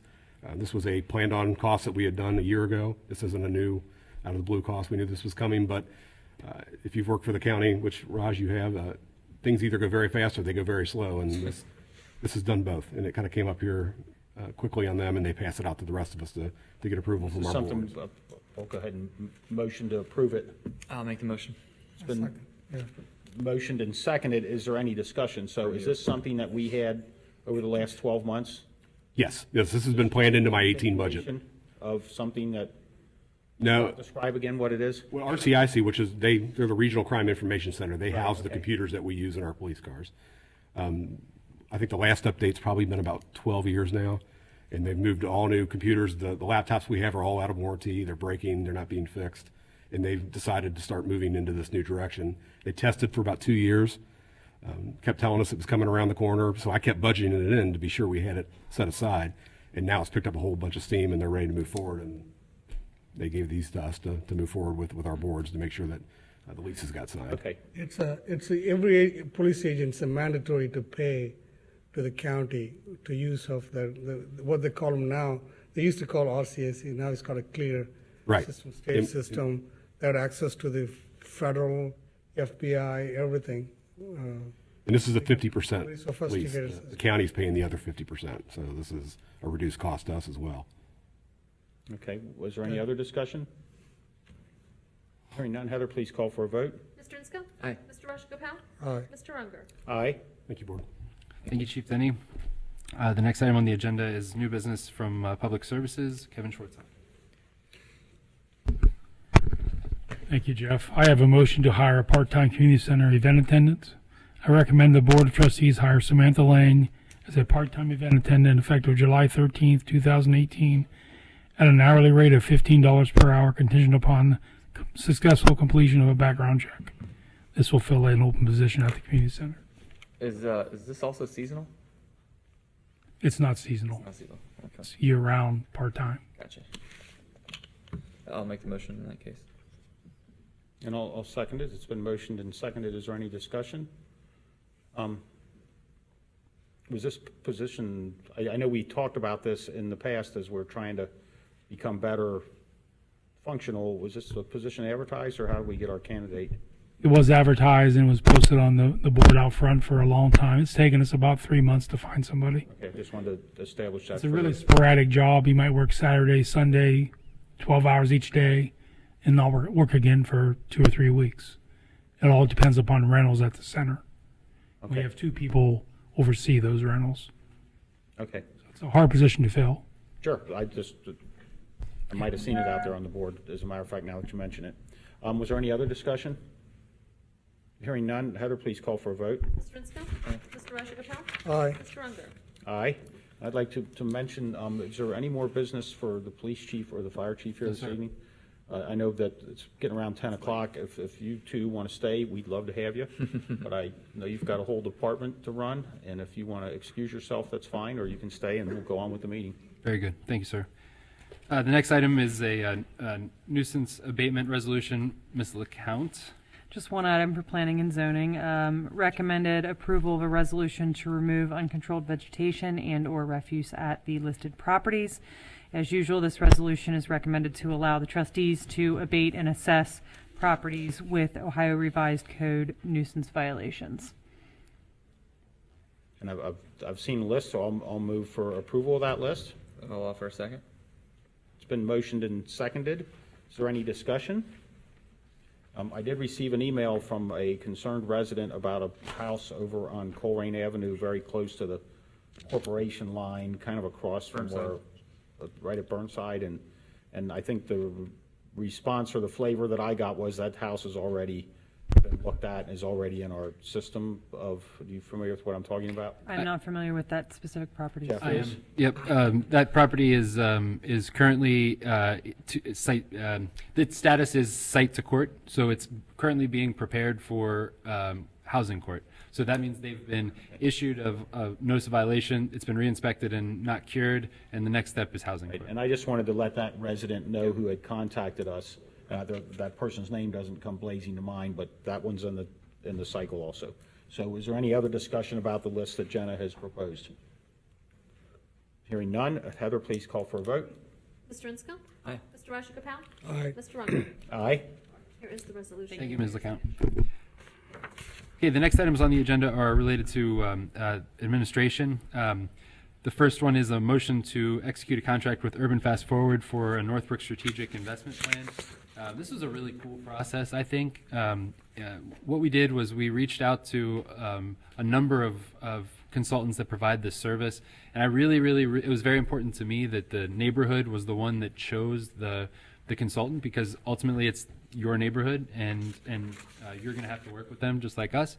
They dedicated, as they always do, an exorbitant amount of time and thought and energy to interviewing 3 consultants. They selected unanimously the committee selected Urban Fast Forward. They're absolutely right. Urban Fast Forward is led by Kathleen Norris and John Young, and they're just very talented consultants in this field. And as I mentioned to Mr. Acton earlier, this is 100% grant funded through the Community Development Block Grant provided by Hamilton County. So $0 out of the general fund. The recommendation is to approve a motion to execute the contract with Urban Fast Forward to produce a strategic investment plan for Northbrook at a cost of $25,000. Make the motion. And I'll second it. It's been motioned and seconded. Is there any discussion? Jeff, this consulting, what is the period range? Do they have a set date? When do they, the task will be, the recommendation, final draft will be given? Yes. So they want to begin almost immediately, and I'm not, I don't know off the top of my head. I'm sorry. It's a With the final, but, right. two things I like to see in this is amazing thing happening for the Great Brook, Northbrook area.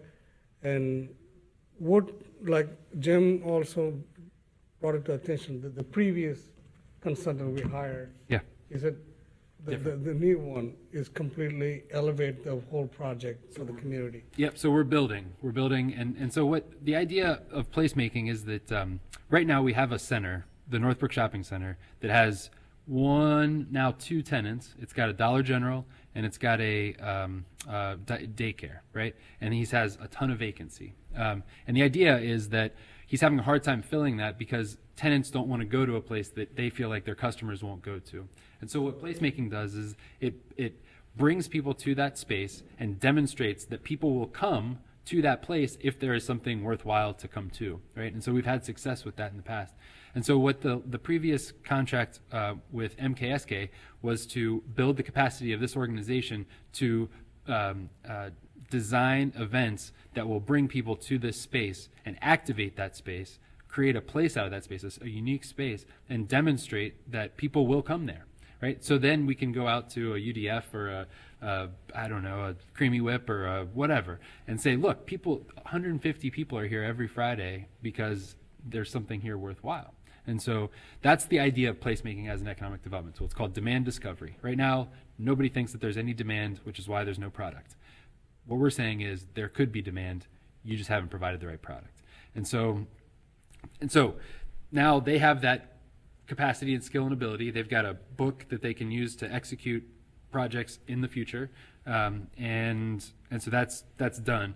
And so the next step is let's look at Northbrook and identify places and ways to invest in that neighborhood. If we pretend we had $1 million, where would we invest it, and what would we invest it in order to move the needle in that neighborhood? They've got a ton of ideas on their own, and this consultant will be able to add their market understanding, because they are actually, another part of their business is a brokerage, so they understand the commercial retail market, and they'll be able to guide the strategic investments into the future. We also have like the amount of great things that are happening in Northbrook. Like, we don't have enough time to talk about all of them, but there are some things that I cannot wait to share that are in the wings here. That there's a method to this madness, and we're building, and it's going to end up with something pretty fantastic. So each phase they go through would be trustees involved Yes. in the process? Yes. I think that's why I felt like the last thing was lacking. I don't know, I was not there, but a few meetings I went there. I think this is a great idea to do this, so the trustees get involved in this project. Sounds great. I think that they would really appreciate that. Yeah.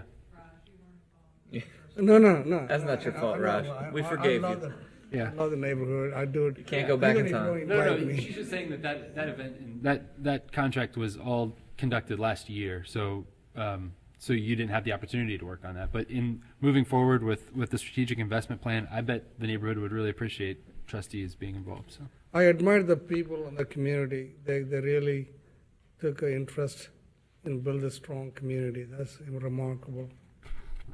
Is there any other discussion? Hearing none, Heather, please call for a vote. Mr. Insco? Aye. Mr. Rajagopal? Aye. Mr. Unger? Aye.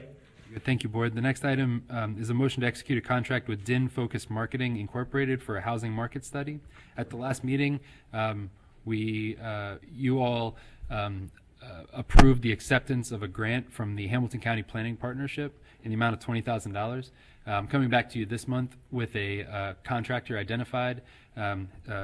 Michael Din is the principal of Din Focus Marketing. He has an incredible reputation in the industry and is actually one of only 1,000 real estate professionals in the country to have the CRE credit, or the Counselor of Real Estate. It's important. It's a big deal. He's kind of like a bishop of real estate, right? So anyway, he's going to be working on this project.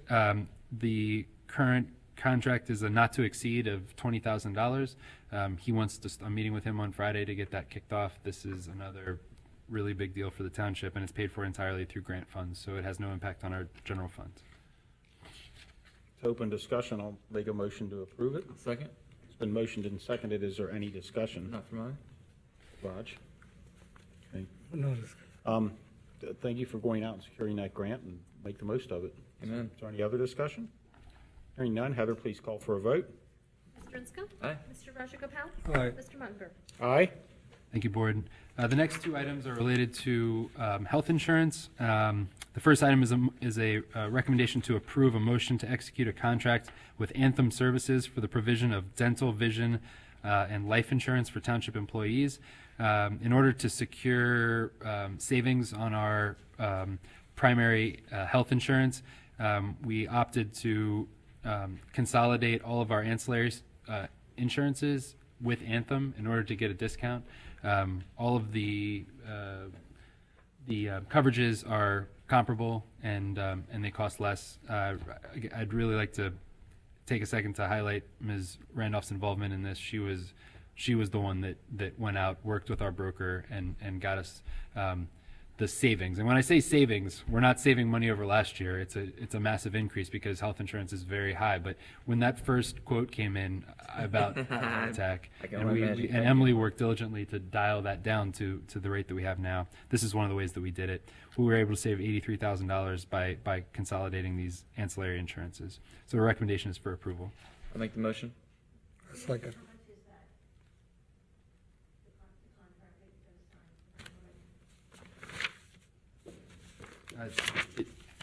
They're all in the packet. Did you have a chance to look at the packet?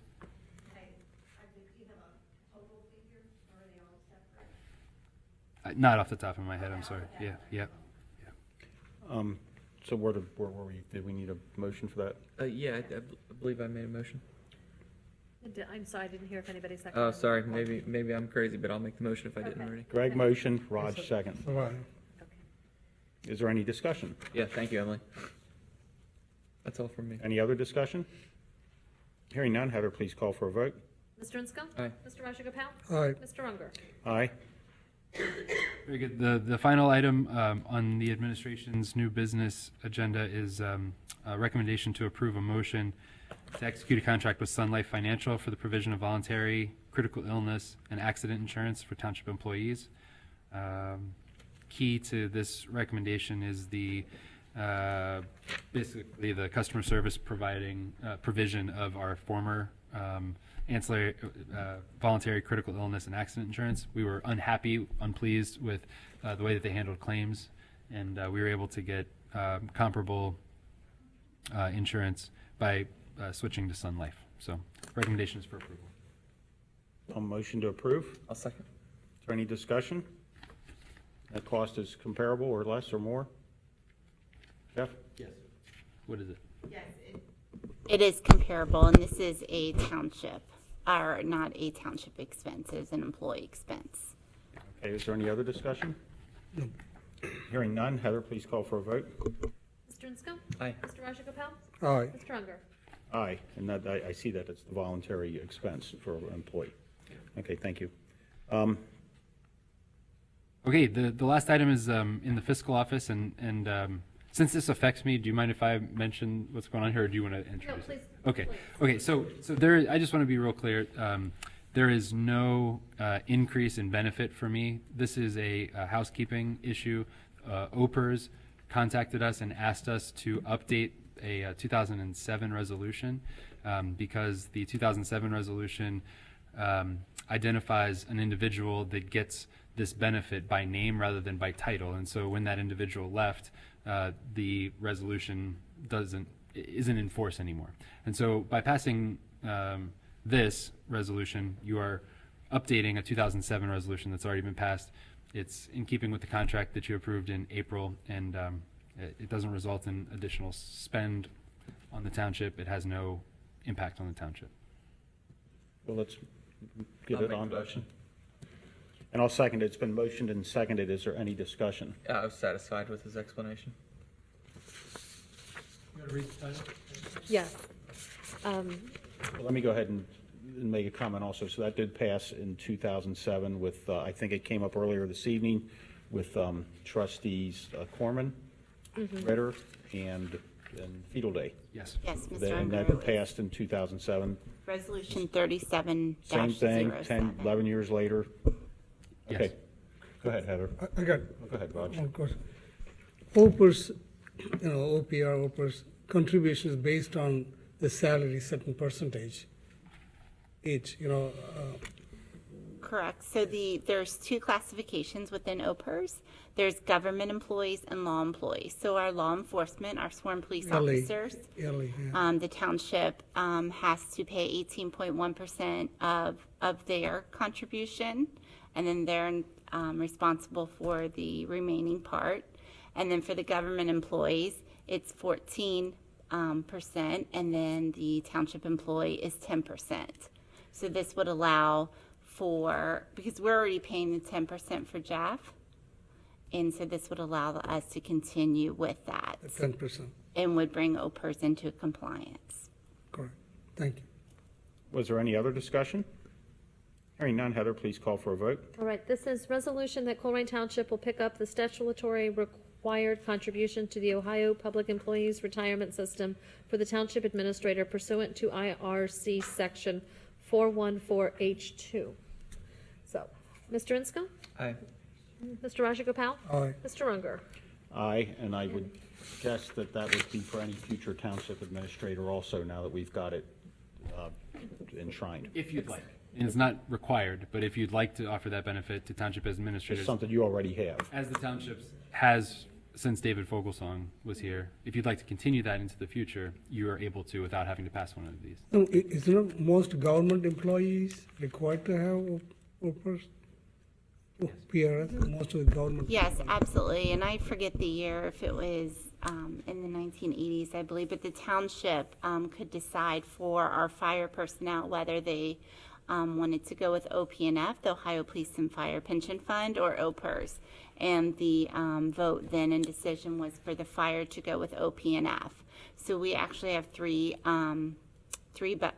pension boards. It's Opers for the government and law employees, Social Security for our part-time fire because they are not eligible for the pension board, and then OPNF for our full-time fire and EMS staff. Thank you. Thank you. Here's the resolution for your signature. Okay, so was there anything else from the fiscal office? Yes, I would like to ask for the board's usual approval of payroll, purchase orders, and receipts. I'll make the motion. And I'll second it. It's been motioned and seconded. Is there any discussion? Hearing none, Heather, please call for a vote. Mr. Insco? Aye. Mr. Rajagopal? Aye. Mr. Unger? Aye. And I also received word from the Ohio Division of Liquor Control for a new permit for Family Restaurant LLC, DBA Family Restaurant, at 8255 Colerain Avenue. And I spoke to both Mrs. LeCount and Chief Denny about this, and neither see the need for a public hearing. Where's that at? 8255 Colerain Avenue. You know where that is specifically? Hotel restaurant. It's a new restaurant, it's a new permit at that address with Family Restaurant. 8200 block, I can't picture what that would be. I'm not certain either, but it's near where? Alze Tuna, or that restaurant right in there, I think.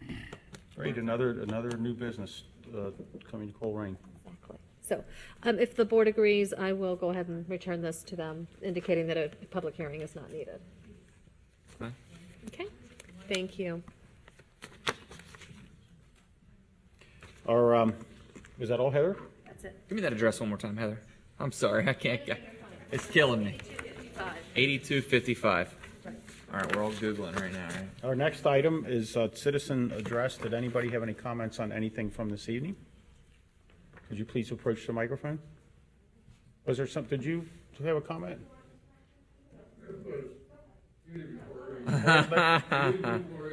Oh, you sweet talker. Was there anybody else? Wish he'd sweet talk me like that. Kathy, could you pull the mic down just a little bit? Okay. Information. I gave you at the last meeting, somebody that was hired that did not have the qualifications, and that's another one. So, I know you had talked about, the language of the former trustee, Mike Inderhees, and I don't, you said you were gonna call him, but maybe the board should pass a resolution like they did, concerning civility at a meeting. Maybe the board should do that. I agree. Okay. I'd like to know, what is the process if I request a public record and send you an email? What is the process that goes through? Sure, well, I look at it and determine, if it's something I can, that I have that I can pull out of UAN, or if it's a document that I have easily accessible from the server. If not, I will go to that department head and say, hey, could you send me XYD document? That department head sends it to me, and then I send it to you. Okay.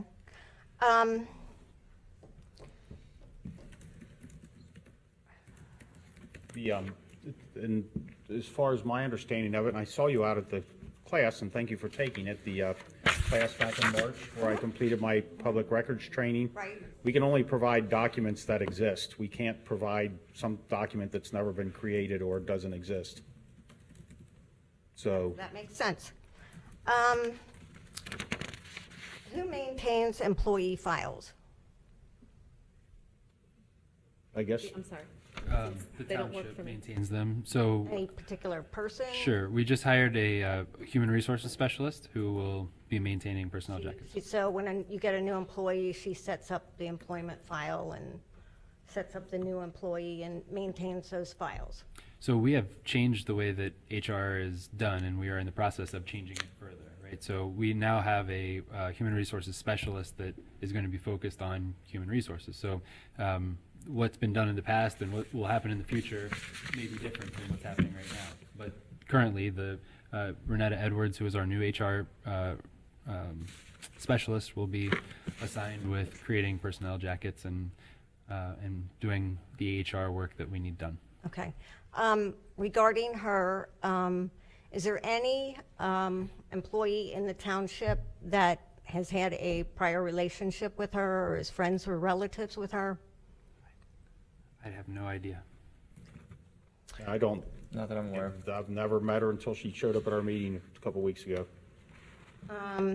As far as the police contract with Northgate, has Opers approved that? Have they been contacted and asked if this is appropriate for? I think the reason we tabled it was so Jeff would have time to research that. Thank you for So that's bringing it not to been done already? I mean, like. I don't know if it has or not, but Opers, the reason he tabled it, asked to have a table, was to provide more time so he can get back to you with questions. Obviously, he hasn't had that time during this Well, meeting to do that. I'm asking, will this be presented to Opers to make sure that it's legal to do this? Is my question.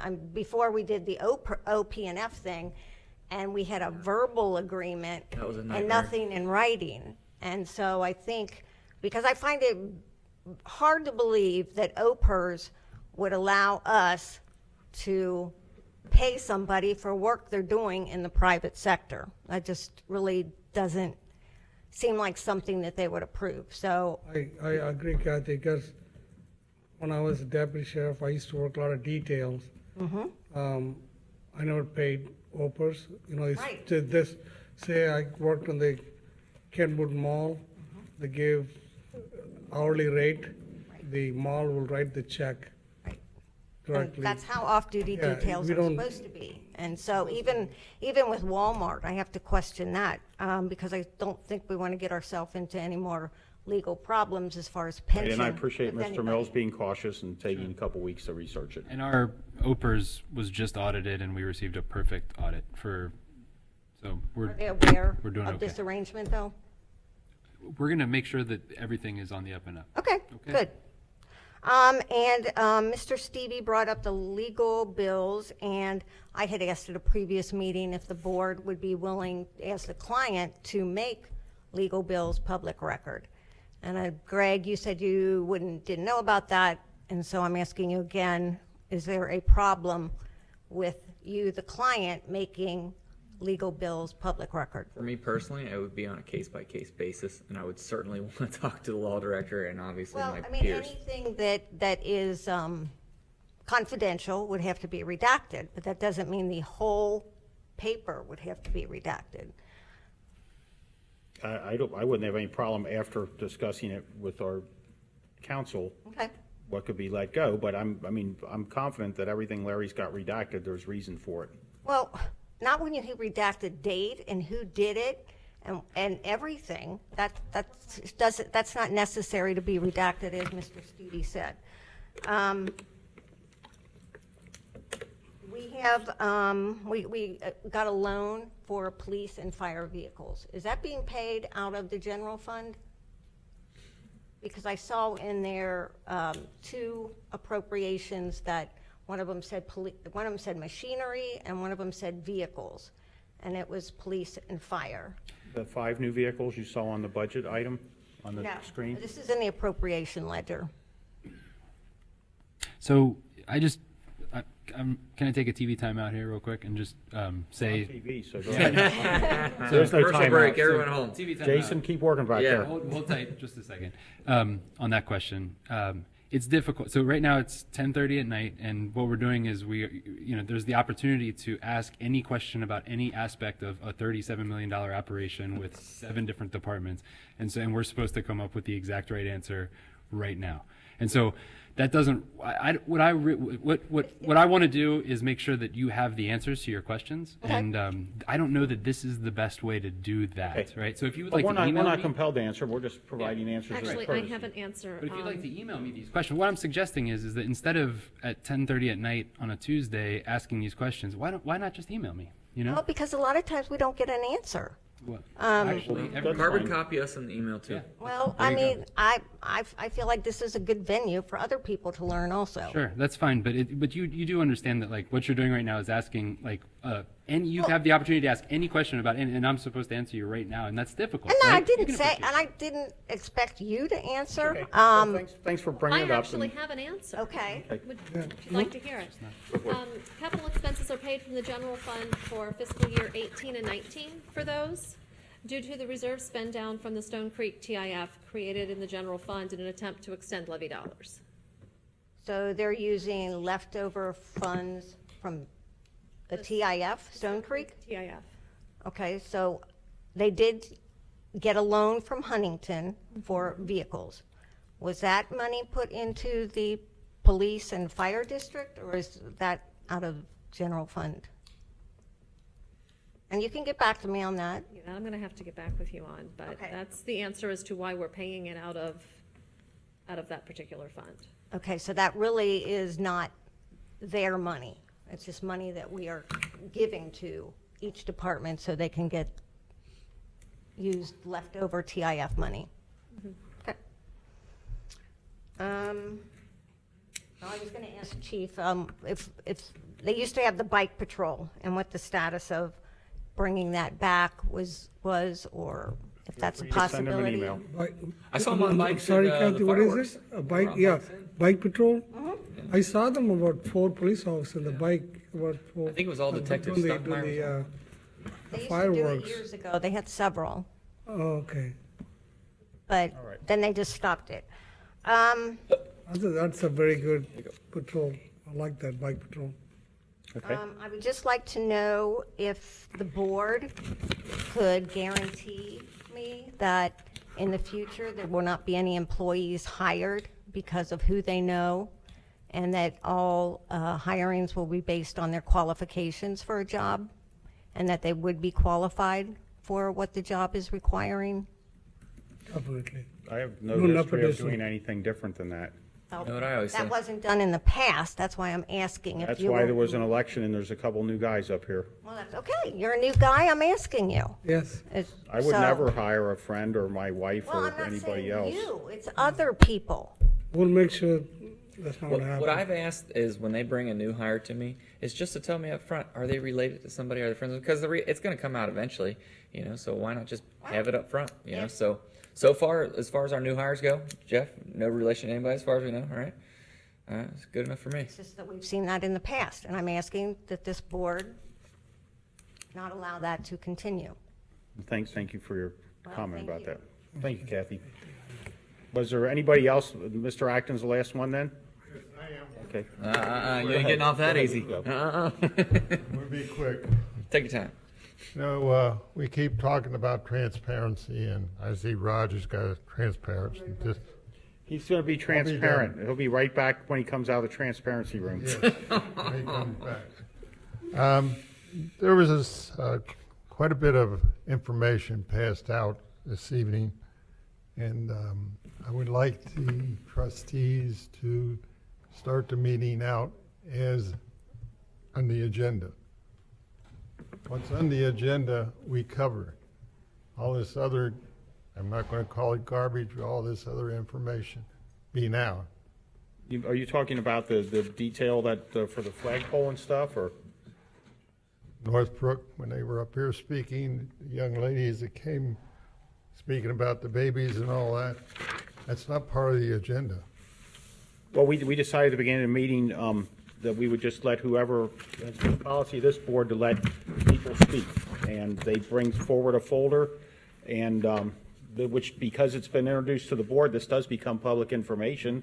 And if you would, for instance, like a scan of the information, I'd be happy to provide that. But I can't, if people want to come and speak on short notice, then they're welcome to bring whatever they want with them.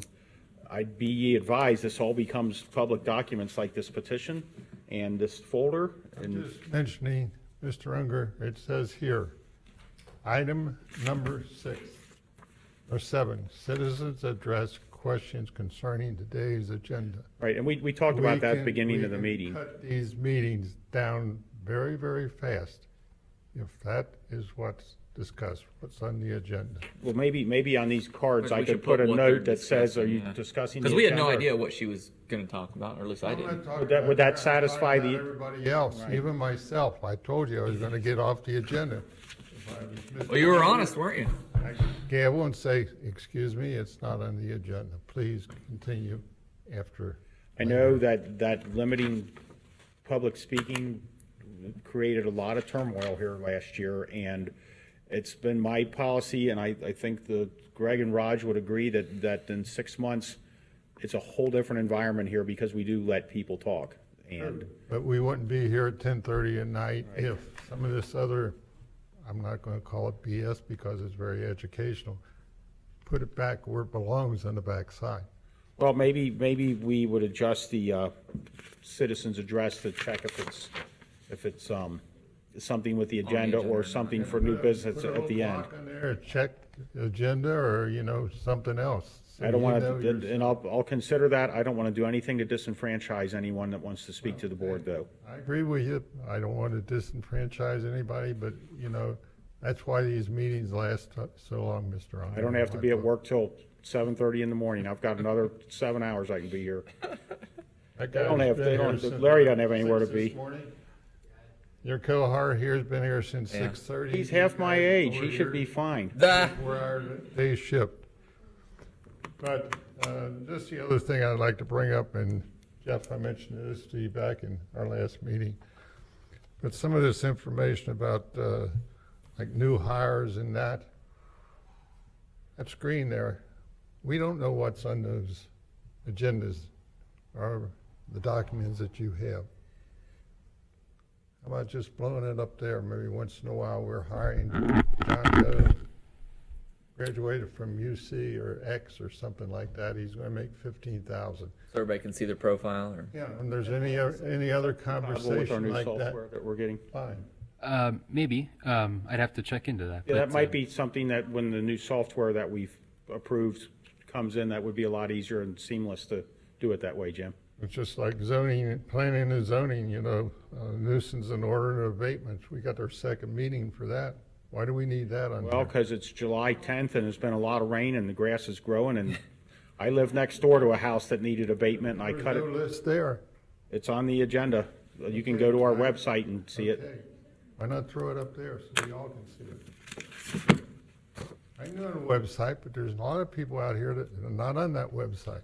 Well, and hopefully our new, we can make that happen eventually. I'm just saying, you know, That's Jeff fine. and I talked about this the last meeting, and I'm just bringing up some things that might be interesting. That, you know, the contract with Anthem for dental and vision and life insurance, you know, it's none of my business, you know, what these people are paying, but we're taxpayers. Put that up there, just, this is what the cost was, this is what the cost is, blah, blah, stuff like that. Be open, transparent. We say more do, to us. and I think that you're signed up for our email blast, right? So so you can get all of that information sent directly to you over 100 hours or almost 100 hours before the meeting, if you'd like. We have 3 people out here tonight, I'm gonna bring up their names, do not have emails. Okay. One of them has attended every trustee meeting for the last 8 years that I know of, and whether she was at before, but she'll tell you, I don't have an email.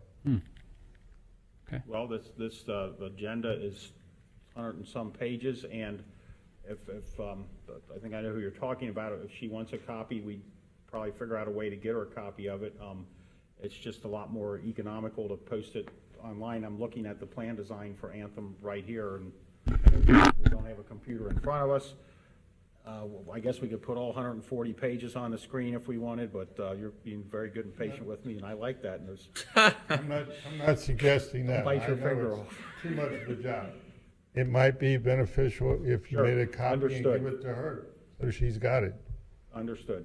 The other thing is, Mr. Insco? Yes, sir. Are the pages numbered? They are numbered. Did you see that? 144 for you? No, I haven't. I haven't looked at the Yes. agenda. I was pumped when I saw they were numbered, so both of us got our wishes. Mr. Mills? It's opposite day today. Thank you, Did you just fire him? What just happened here, Jeff? Thank you. Did anybody else have any comments? Yes, I just had a request that we change the website in the posting for the second meeting of the month. It still reads special meeting, and at the last meeting, Mr. Unger, you said that we were just going to keep that as a second meeting and no longer a special nuisance and abatement meeting. Is that correct? Great lead into some discussion. I think we're going to hit, because of the business of the township and the fact that these meetings go on a long time, I think that I would like to get to a point where we mention that it is a nuisance abatement meeting primarily, but there could be other business, because I want people to know that. I'd like to hear. Rarely, but on occasion, you know, we do add other things to it, and I'm fine with that.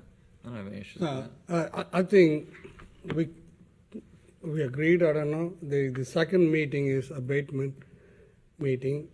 Any special things come as needed, but all other matters will be in the regular trustee meetings. But you want to, if we're having a special item, you want to have it say nuisance abatement meeting and other business? That's fair.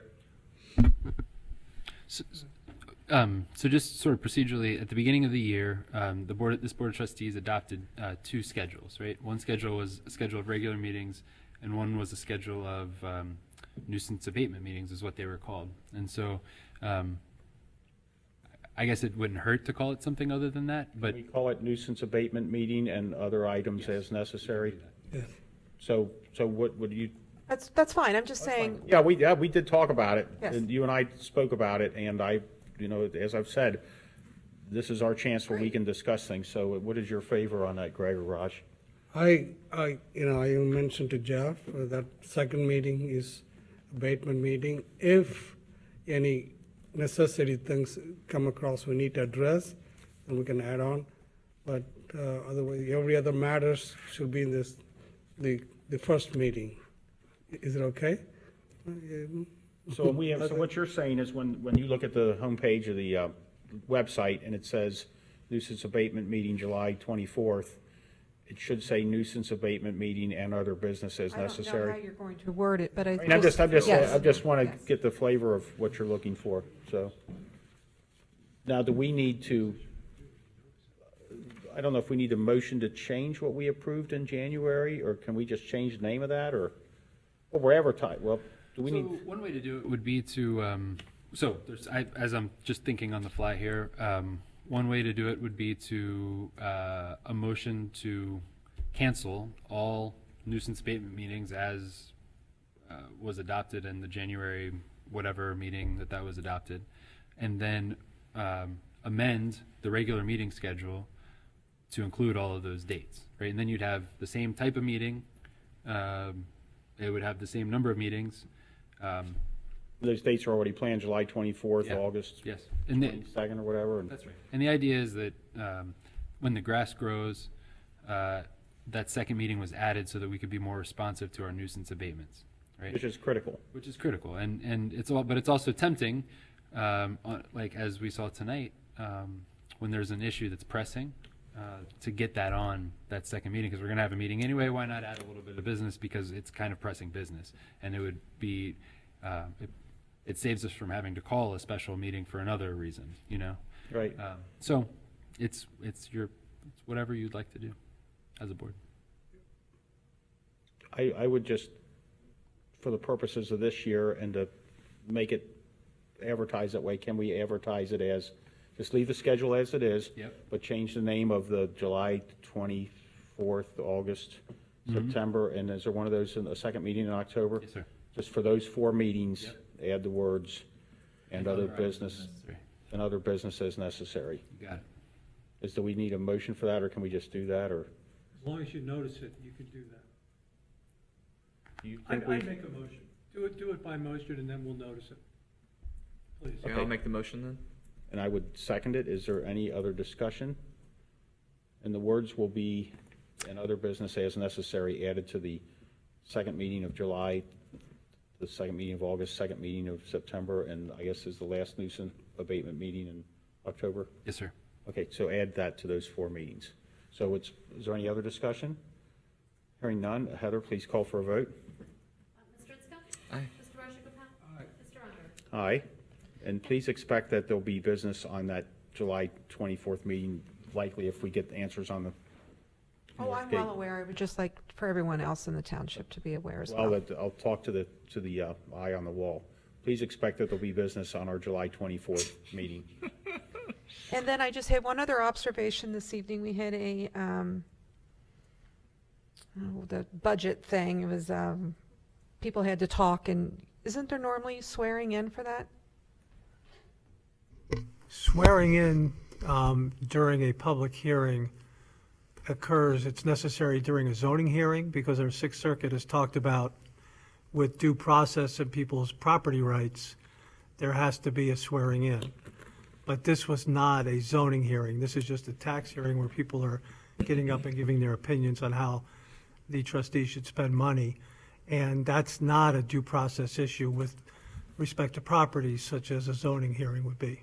So we didn't do anything tonight any differently than we normally do with swearing people in or not? We didn't swear people in, and normally we would not swear people in at this type of hearing. Great, thank you. Thank you, Stephanie. Was there any other comments? Seeing none, our next agenda item is executive session if needed. I don't think we need an executive session. Come on. No, it's just, I'll read it off. It's on the agenda. And our next item is adjournment. Is there a motion for adjournment? Make the motion. It's been motioned and seconded. Is there any discussion? 8255 Corian Avenue is the Old Lady Fitness. It's now a grocery store, and I believe they're opening a little restaurant area in the back of it. Fabulous. Is there any other discussion? None. I would just say thanks to all you folks that come out and work. sticking This around. board is trying really hard to hear everybody, and we have. And thank you for staying late, and I hope you like what you're doing here, Mr. Weckbach. Welcome aboard, buddy. Okay, and now, Heather, please call for a vote. Mr. Itzko? Aye. Mr. Rajagopal? Have a good night, everyone. Aye. This meeting of the Colerain Township Board of Trustees is adjourned at 10:41 p.m.